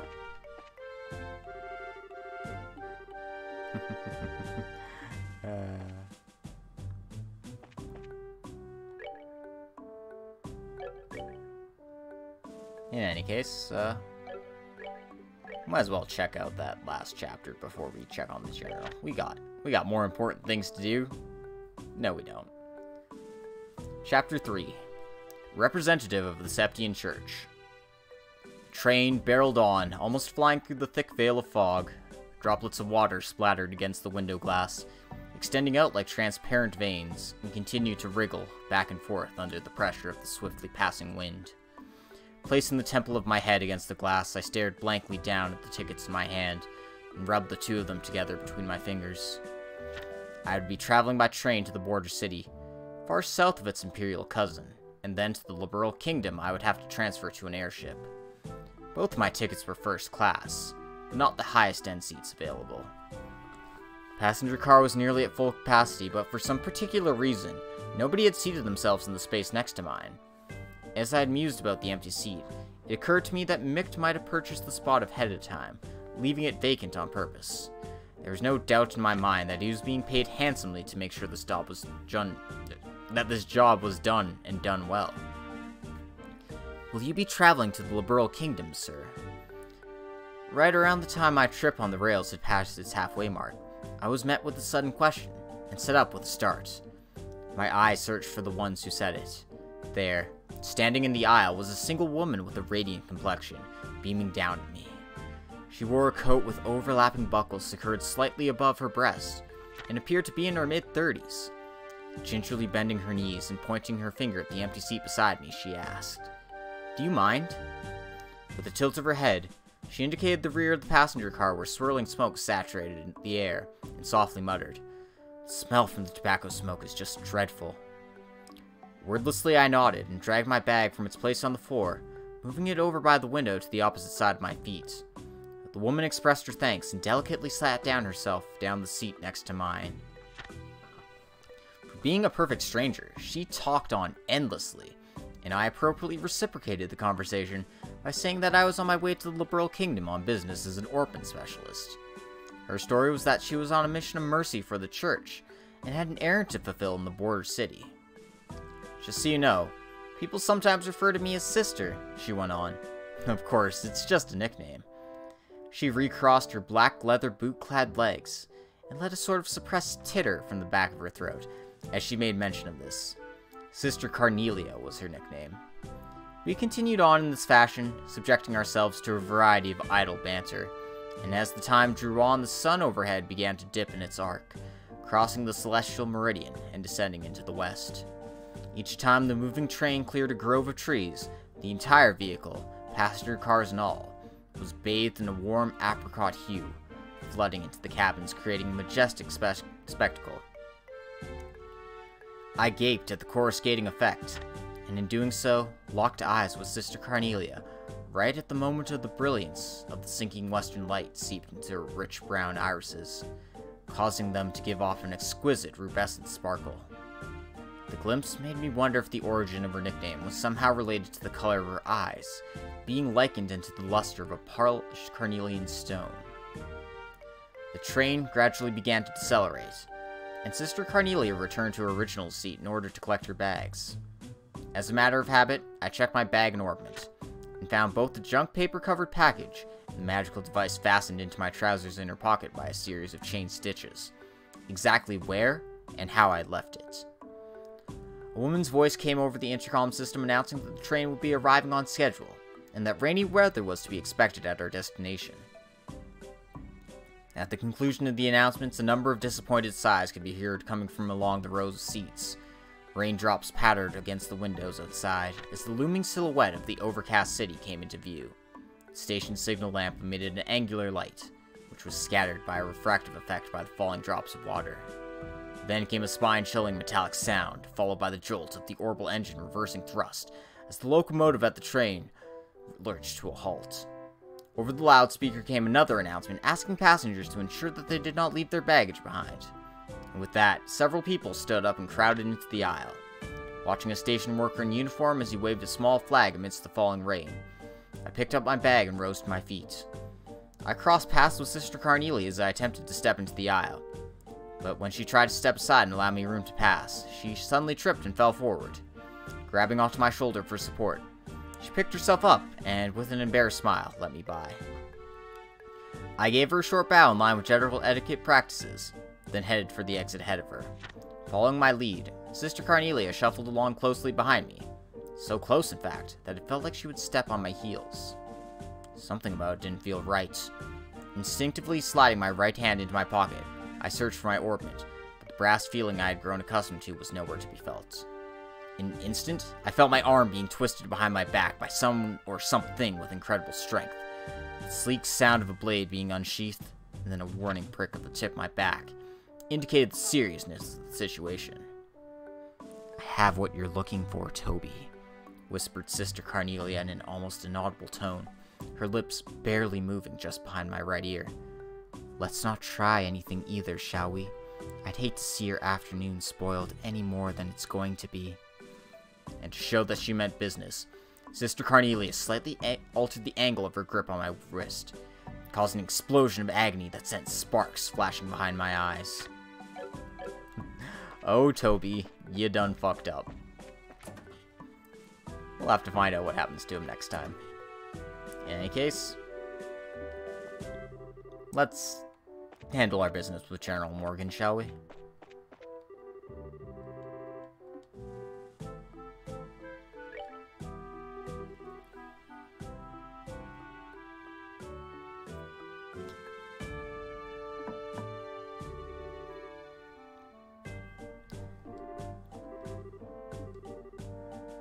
And no, I'm not doing voice acting for all the scenes. I'm not insane. There's too much text, I swear. And this is our bracer hater, General Morgan.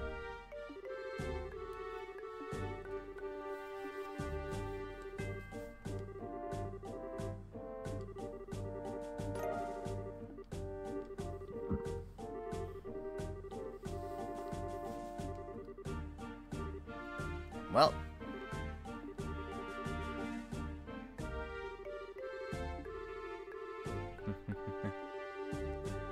Good job, Estelle.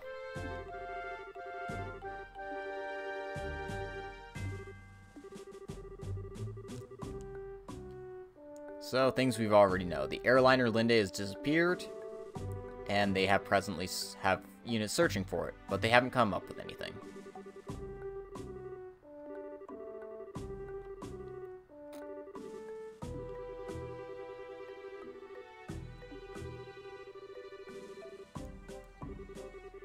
And it hasn't gone down in the lake or anywhere normally seen.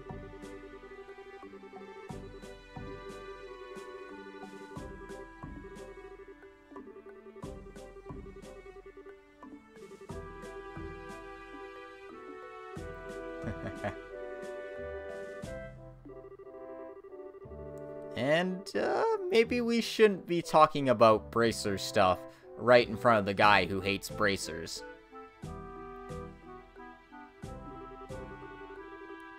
Because we could be potentially dealing with an international incident. After all, we are right on the border with Erebonia here.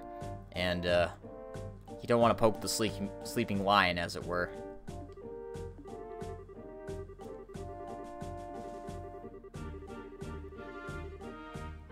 Ah, someone's claimed responsibility for the incident. Oh, we've heard that name before. The Capua family.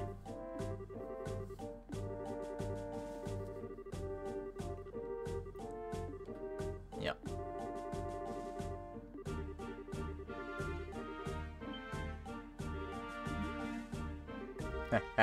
Way to run your mouth, Estelle.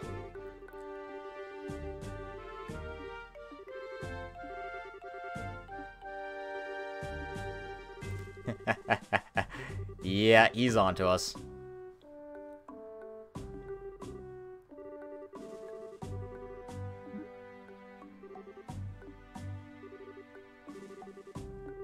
Oh, shit.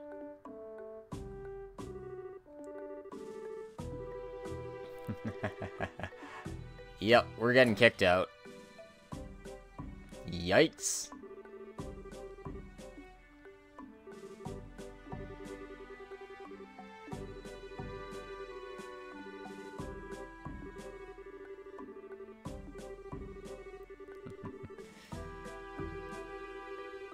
Yep.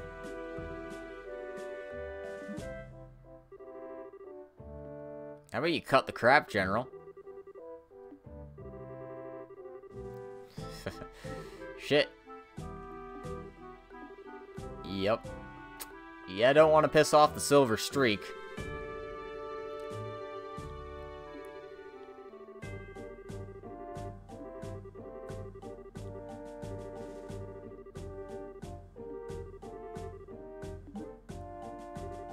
Whew.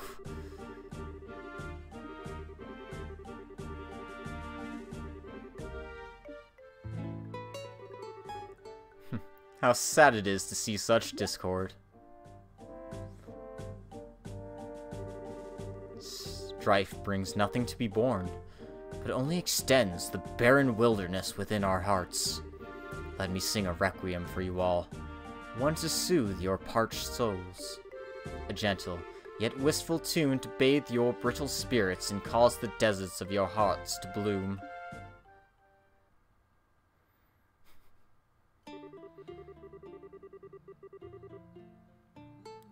That's a title drop. And no, I'm not gonna sing. Don't ask me to sing, please, God, no.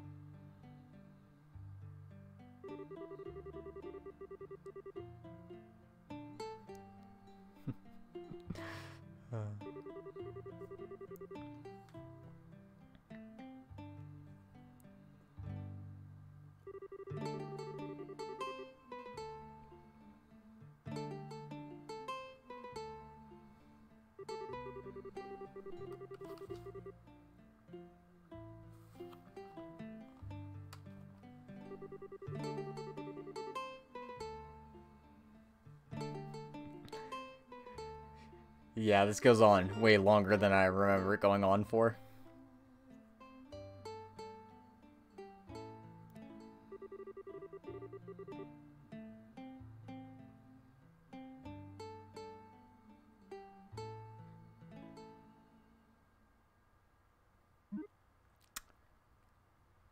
And with that lovely distraction, problem solved. Good job. What is it that is most precious above all? That's love and peace, baby.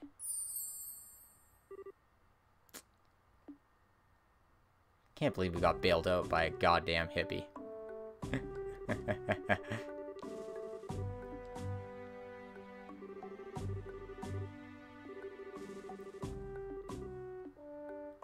And it looks like we've got free reign to explore Eisen Road now.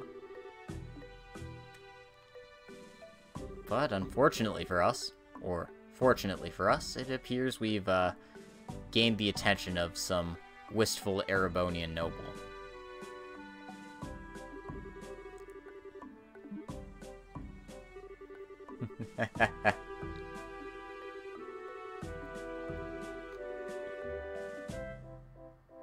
Yeah, we're just gonna ignore him.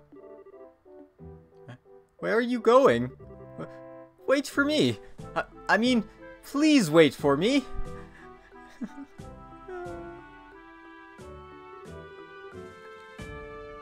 Let me try and introduce myself again.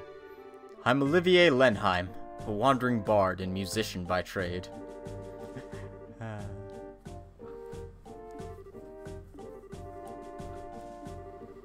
Easy, Estelle. He did help us out.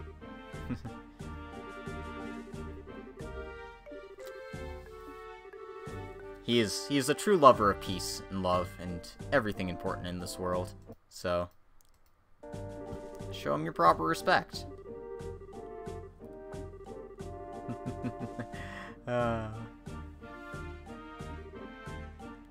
That's too bad. Maybe in a few years you'll have some free time. Well, that's odd. I didn't mean it as a joke. You.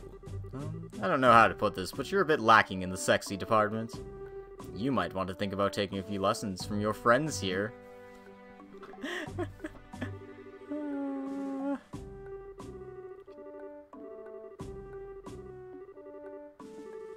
Oh my god. Adios above.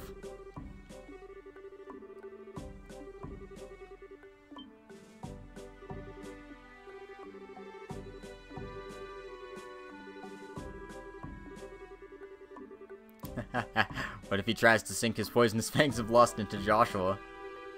Don't you worry, Joshua. I'll save you from his perverted attentions if he tries anything funny. Oh, man. He's a hunter of love, after all. He is definitely not right in the head, Estelle. But he is one of my favorites.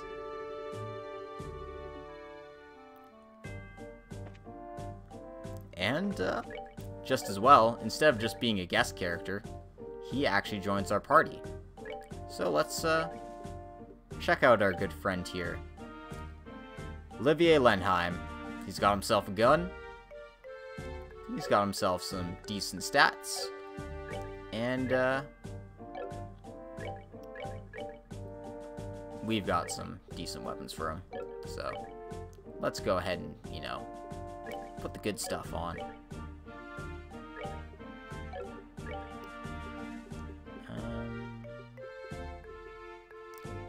Since he does carry a gun, we can give him the long barrel, which improves the range of his weapons. So that'll help him out in battle. And we'll also put petrify prevention on him. At this point, it's just kind of arbitrary, but it does help, that's for sure. Anyway, we've got the fog quartz, obviously, so random encounters don't need to be dealt with, especially since we got the chicken we need.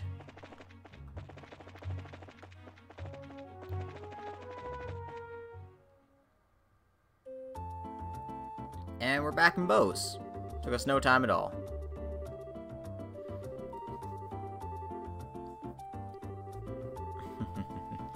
See, he even bought a tourist guidebook.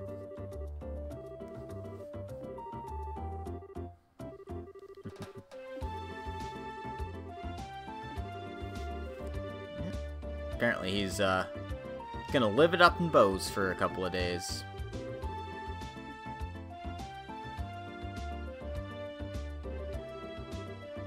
Authentic liberal cuisine, or so they say.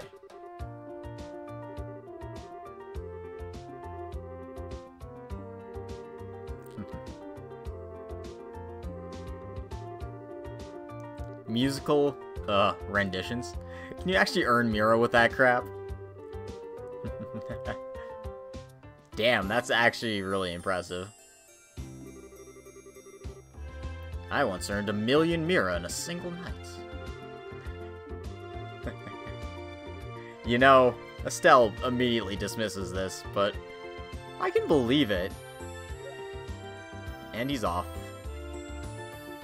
Well, that was a fun little experience. Is everyone from Haribonia a weirdo like that? No. He's just giving us the worst first impression of Haribonians. Or perhaps the best. Their ethos respects the strong silent type. He's simply a weirdo because he's an artist. Oh, yeah, that's not nice either. Alright, so we should check out the guild first, report what we've learned.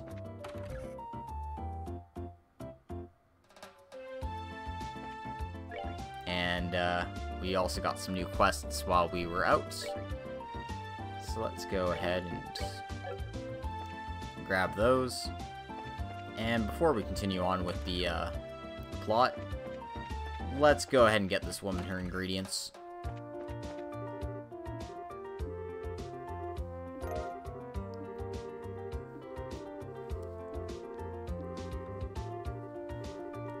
This would have been fine if we didn't have the cloak quartz on, we were just fighting monsters as we go, but obviously that's a bit more difficult. And for our work, we learned how to make her omelets.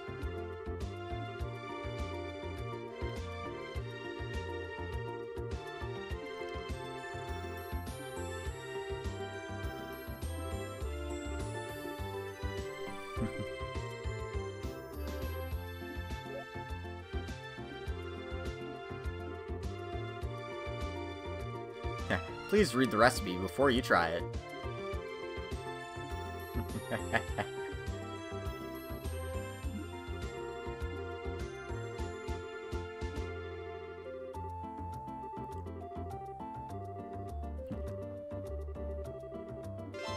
Well, we completed her quest, so we can at least report this one in. Yeah. Let's go ahead and talk to Lugren here once we've reported. Alright.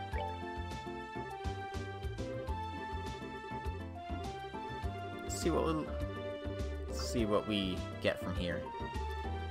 Well, we know who did it, so that's good.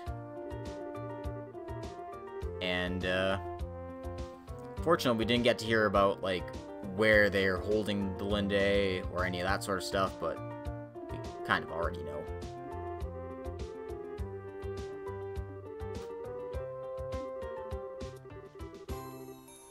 Yeah, under normal circumstances, you know, the army and the guild typically work pretty well together. I mean, you compare this relationship to the ones in other countries, and it's night and day.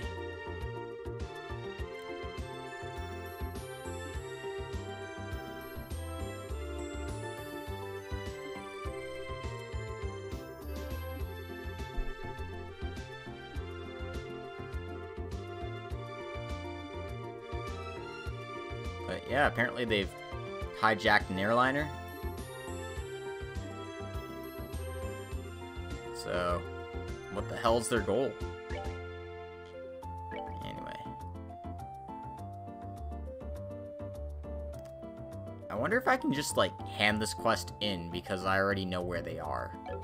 And I already picked some up. But yeah, there's also a monster in the Nebel Valley, and a monster on the Westbows Highway. Now, let's just see how far along we are. About 2 hours, okay. Might as well keep going. And we'll stop by the mayor's residence here. We have to check on the Westbows Highway anyway. And there's Nile.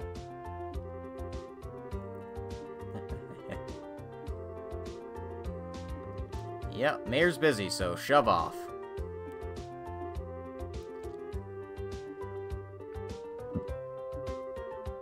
Yeah, what about the readers?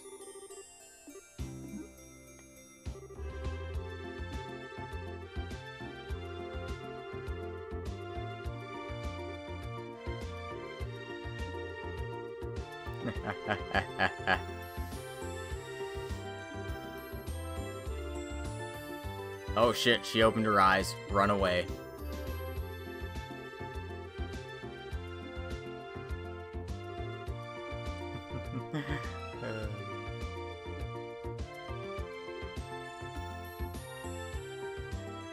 Fortunately, we actually have business with the mayor.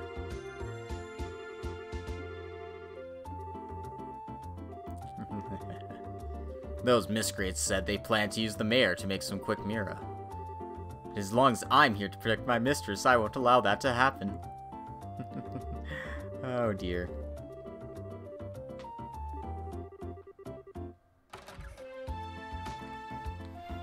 She's a real sweetheart, though.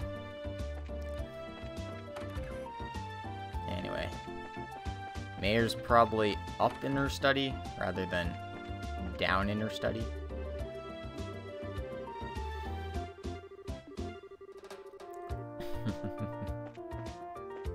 Well, I suppose the impression of General Morgan isn't that he's, you know, just a bad guy. He's just, you know, military is all hell. Yeah, apparently the mayor's got a lot on her plate.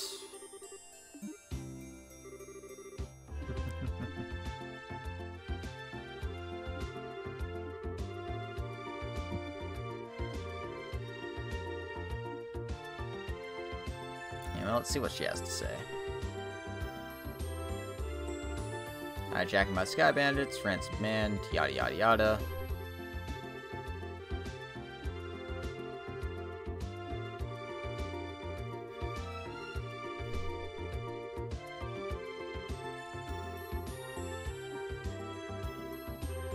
And we're being asked to continue our investigation. We were planning to anyway, but having official sanction is always important.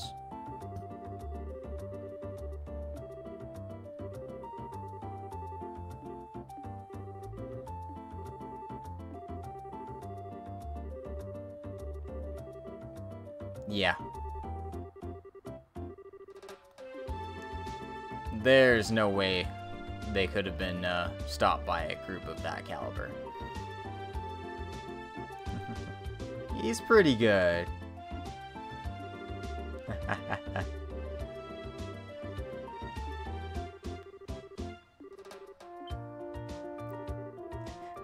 Cassius Bright. I've never met him in person, but he's a pretty frickin' big deal.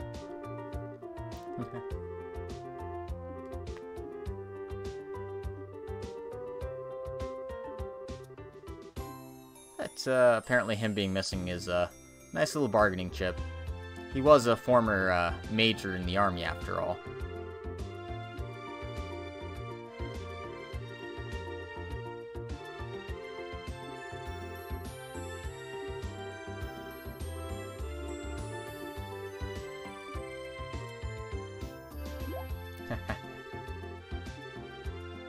Still, you've used common sense for once.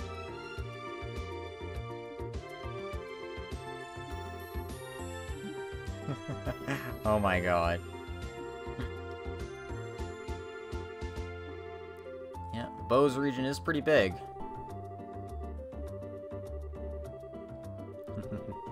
We could always press our friends at the paper for information, so that's better than nothing at least. Woohoo! Sorry, don't mind the scrolly woody woody woody woody woo. I'm just gonna go take care of our side quest now before talking to our good buddy Niall. And there's a monster somewhere on the West BOS Highway. And by somewhere I mean quite a ways away, so...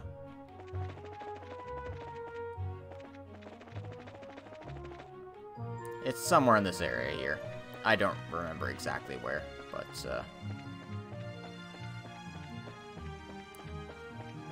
we'll find it if we keep looking. Sorry. Something important came up.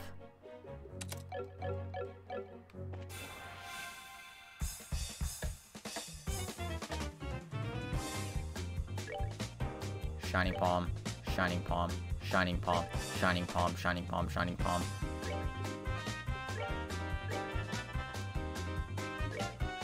As you can see, normal elemental spells do absolutely nothing. They're really dodgy, so you can't hit them with regular shit, so... White Gehenna.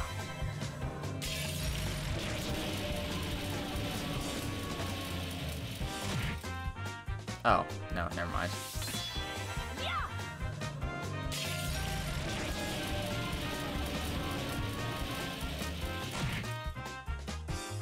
I'm dumb. I legitimately thought that shit worked.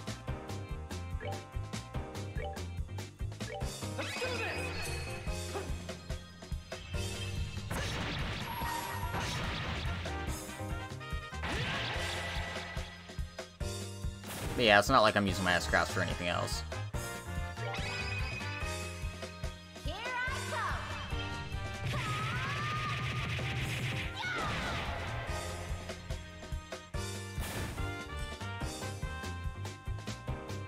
Sparkling! Sparkling mightily.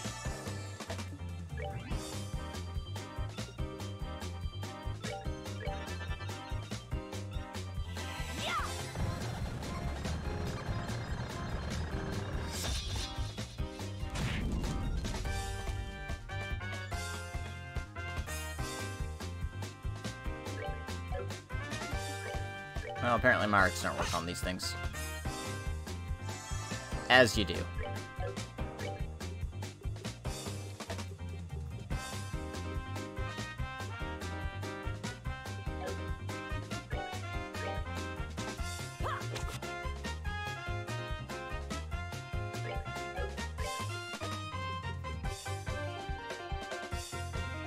Yeah, for some reason I legitimately thought time spells worked on these guys. They don't.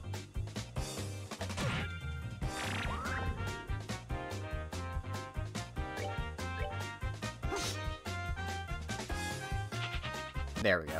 That's typically what they do. They're basically metal slimes. But, for our troubles, get a level, get a whole bunch of Sepith. If I was to hunt down a Shiny Palm in every chapter, I'd get an achievement, but obviously I don't care enough to do that. Because, finding them is, luck of the draw, and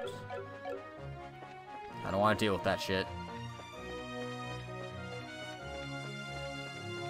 Anyway,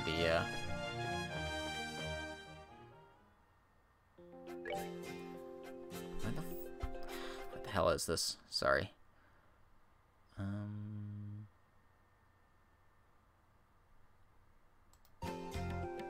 Should be a giant fish monster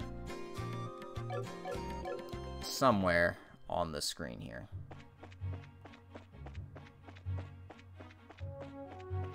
Right, I walked right past it.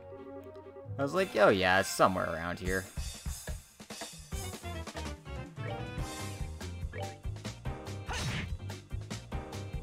Anyway.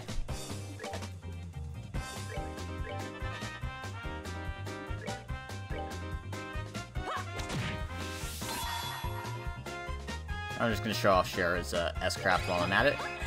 Someone's been naughty.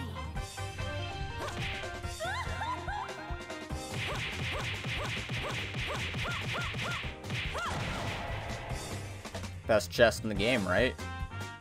Oh, still alive. And it actually does decent damage.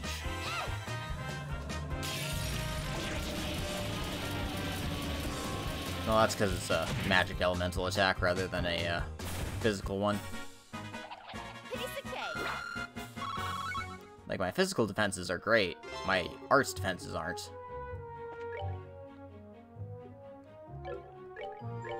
So, yeah, I got to take some actual damage in that fight.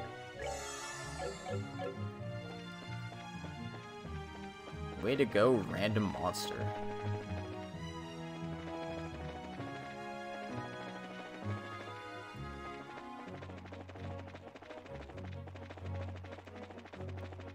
Anyway, I think I'm going to take care of this suite of side quests and then call it an episode there. Oops. Our next destination is the Nebel Valley. Oh my god. It's quite a ways away.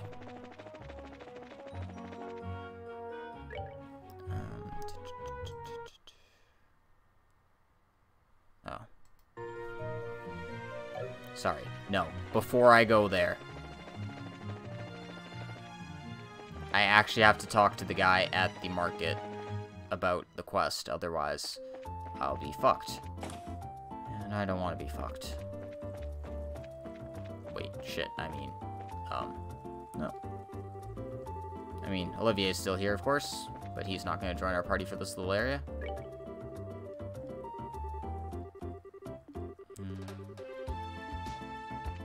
Apparently her merchandise is being blocked off, but, there's the medicine seller.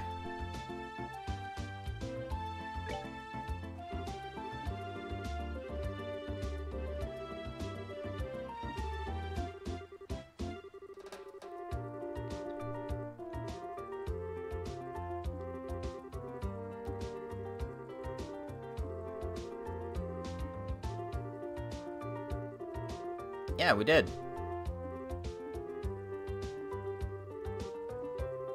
Oh.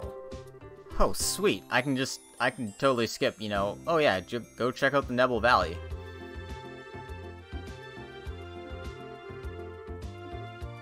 Man, I love when games do this. It's like, yeah, I checked this out on my free time, and now I get to skip all the busy work for this quest.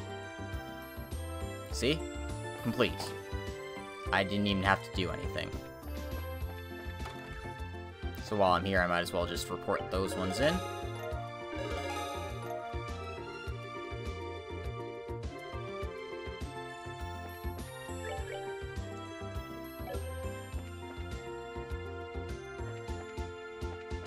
Anyway, now we can head to the valley.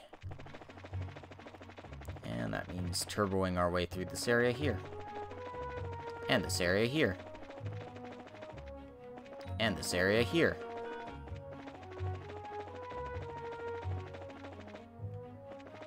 And most of this area. There we go.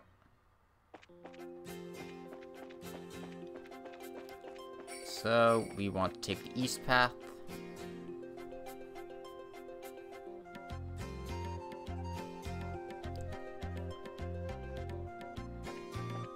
Sorry about that. When you use your scroll wheel on a window outside the window, it still treats it like you're using the scroll wheel inside the game. So that shit happens.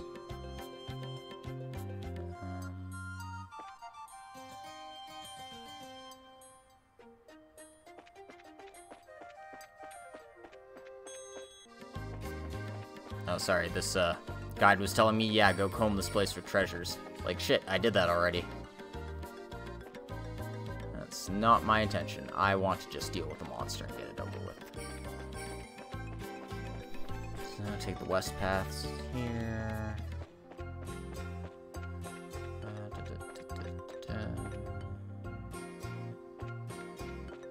We'll run to the monster eventually, just keep following the path around.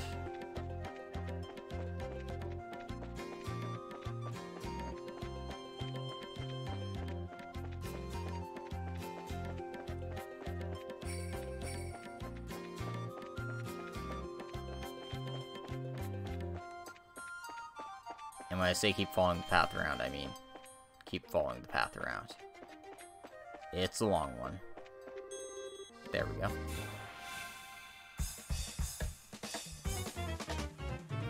And this guy here is a Master Cryon. He and all of his buddies are weak to fire. They're also weak to getting hit really hard with the sword.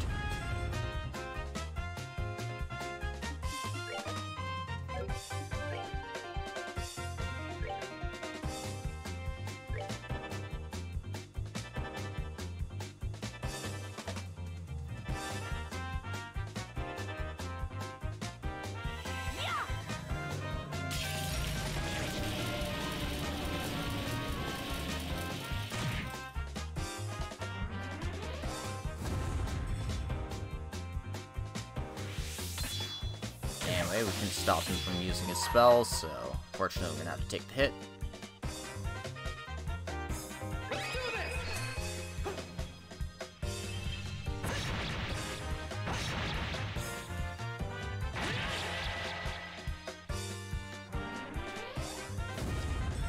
One of those out of the way.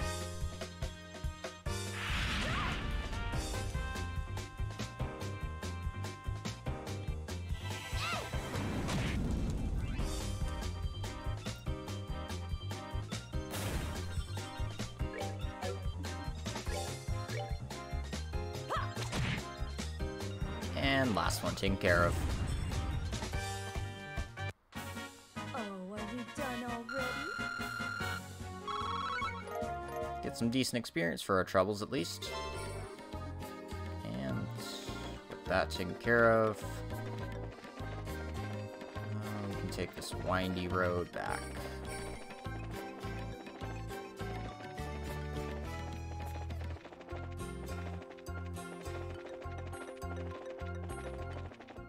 Alright. Won't have to go back here until the end of the chapter. Heh, heh, heh.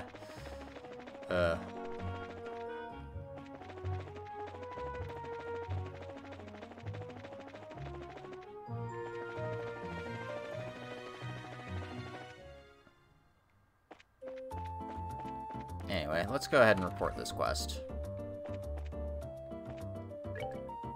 That is all of them on the board. But this is the chapter where they start introducing hidden quests. So I'm just going to go check my guide real quick, make sure I remember what I need to do for this.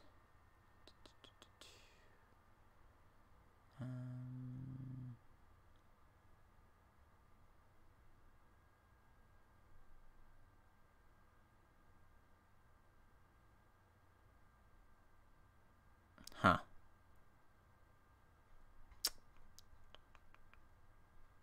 Sorry about this, everyone. I'm just making sure everything is good to go.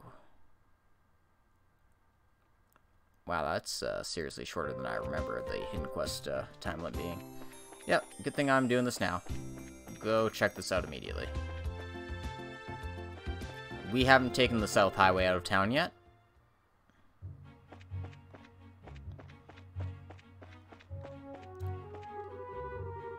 But,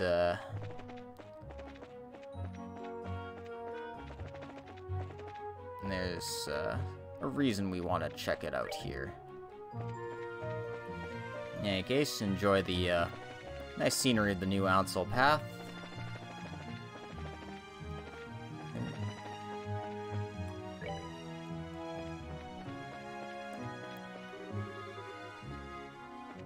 We have to go check out this tower, apropos of nothing.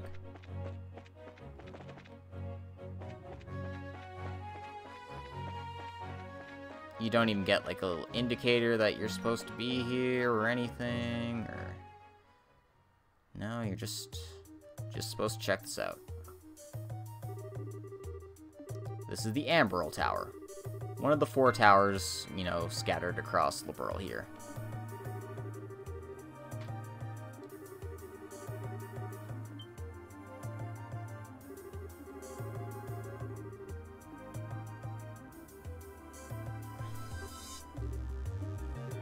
There might be someone here.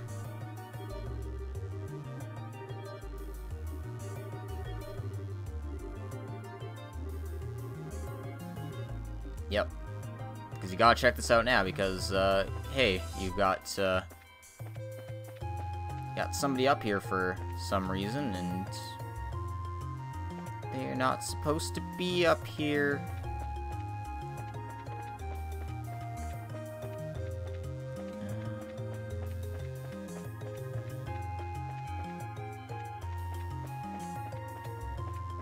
Anyway, that's the path to go forward.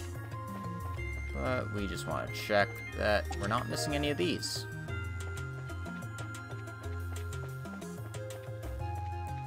One cannot live without treasure, after all. Right.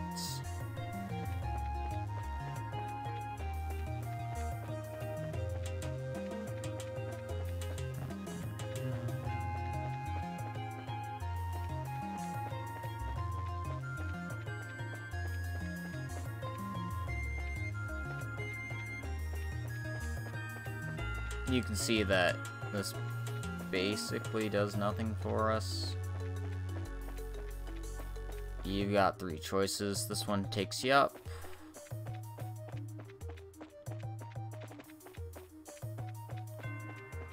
These ones also take you up. Screw it. We'll check this one first. Basically, you just want to keep your eye out for treasure. This one also has another path up.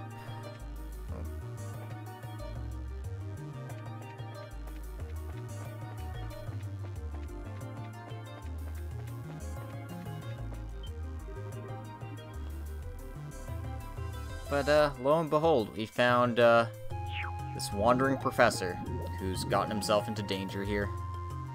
So we'll need to take care of this right away.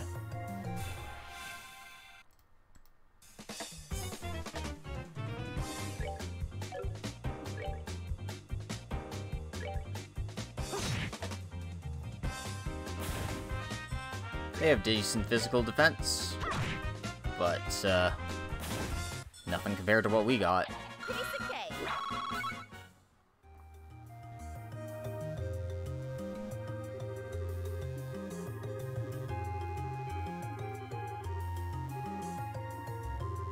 Yeah, and this is Scheherazad's first time meeting our wandering professor.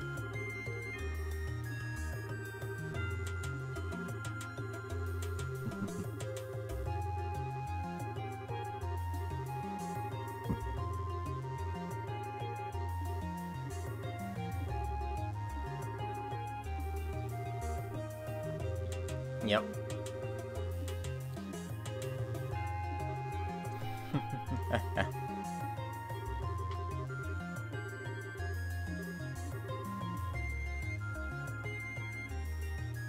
In any case, apparently Joshua got hit somewhere along the lines that I don't remember, so I'm gonna fix that real quick.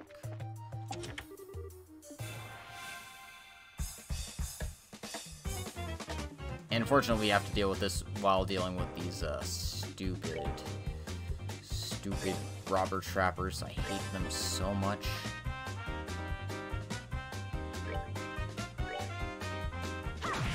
But at least we have 3 party members now, so...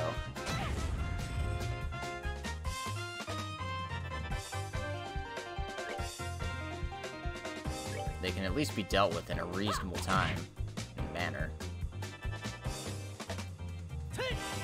I might have to aspirate the bitch.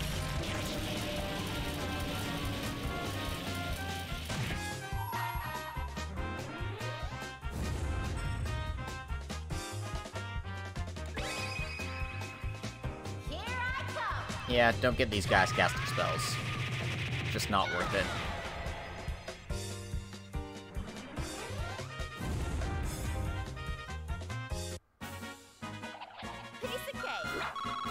And we gained a level for it. As well as some chainmail. A treasure chest that means absolutely nothing for us in the long run, but hey, we'll take it. There's also another trap chest here. Luckily for us, just one of these jerks.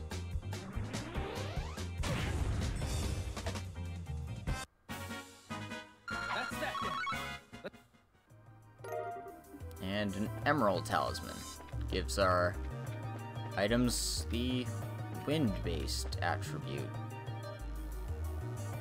And check out the roof while we're up here.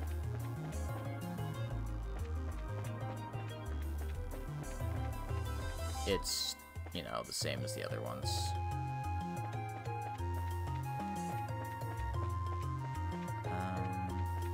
Yeah, I guess I picked the right path to go up first. Guess that was a mistake on my part. Whatever.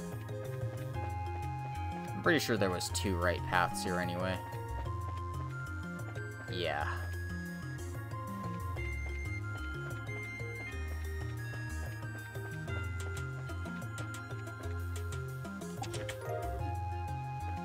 But we'll take this way back.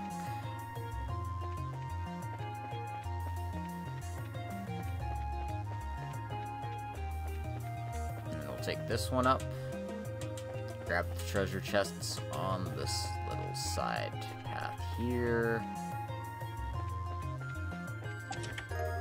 Oh, I say treasure chests, but it's really just that one. The fried eyes and eggs. Which is,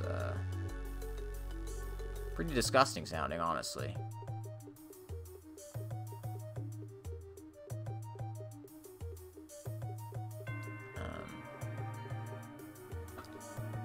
Is it here?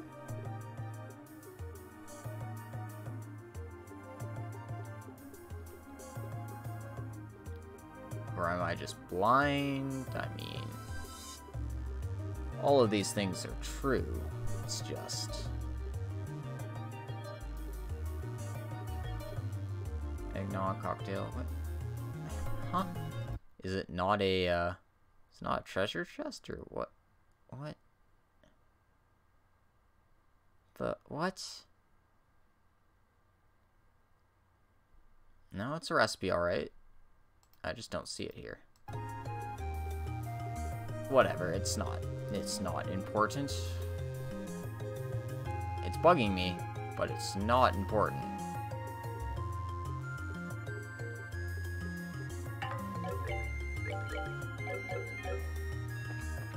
Nope, no Bob. Don't worry about it. It's fine.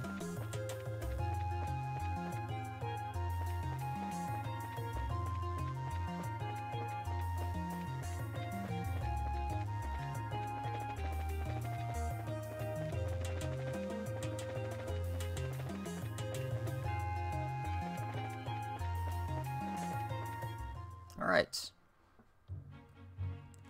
Quest complete. Good job, guys. Literally, if you continued the plot any further than this, you would have missed this. So, yeah, good job, me. And we even get some payment for doing this.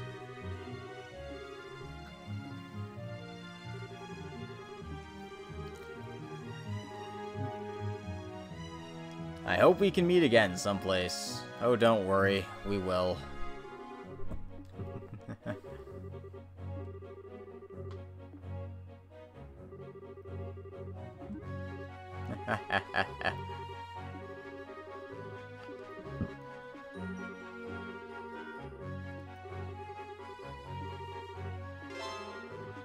Anyway, by saving his butt, we've completed the Amberl Tower mystery. So, let us head back. And by head back, I mean, while we're out here, we might as well check Valeria Lake. We don't have any reason to be here yet, but we will at some point in this chapter. As you can see, it's just a wonderful little little lake house on the shores of a idyllic little place. This is great.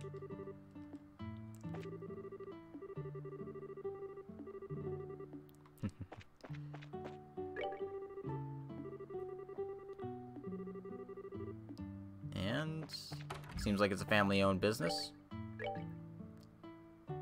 They got some things here. I'll just buy one of everything. I'm pretty sure I have all of these, but better safe than sorry, right?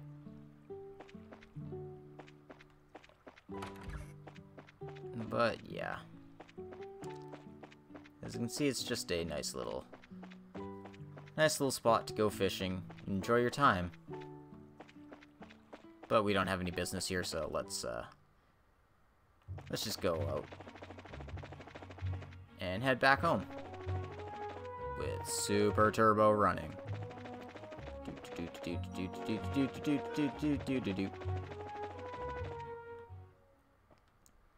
At least that one's a merciful 2 screens rather than 4 or 5 or however many you have to deal with in the other ones.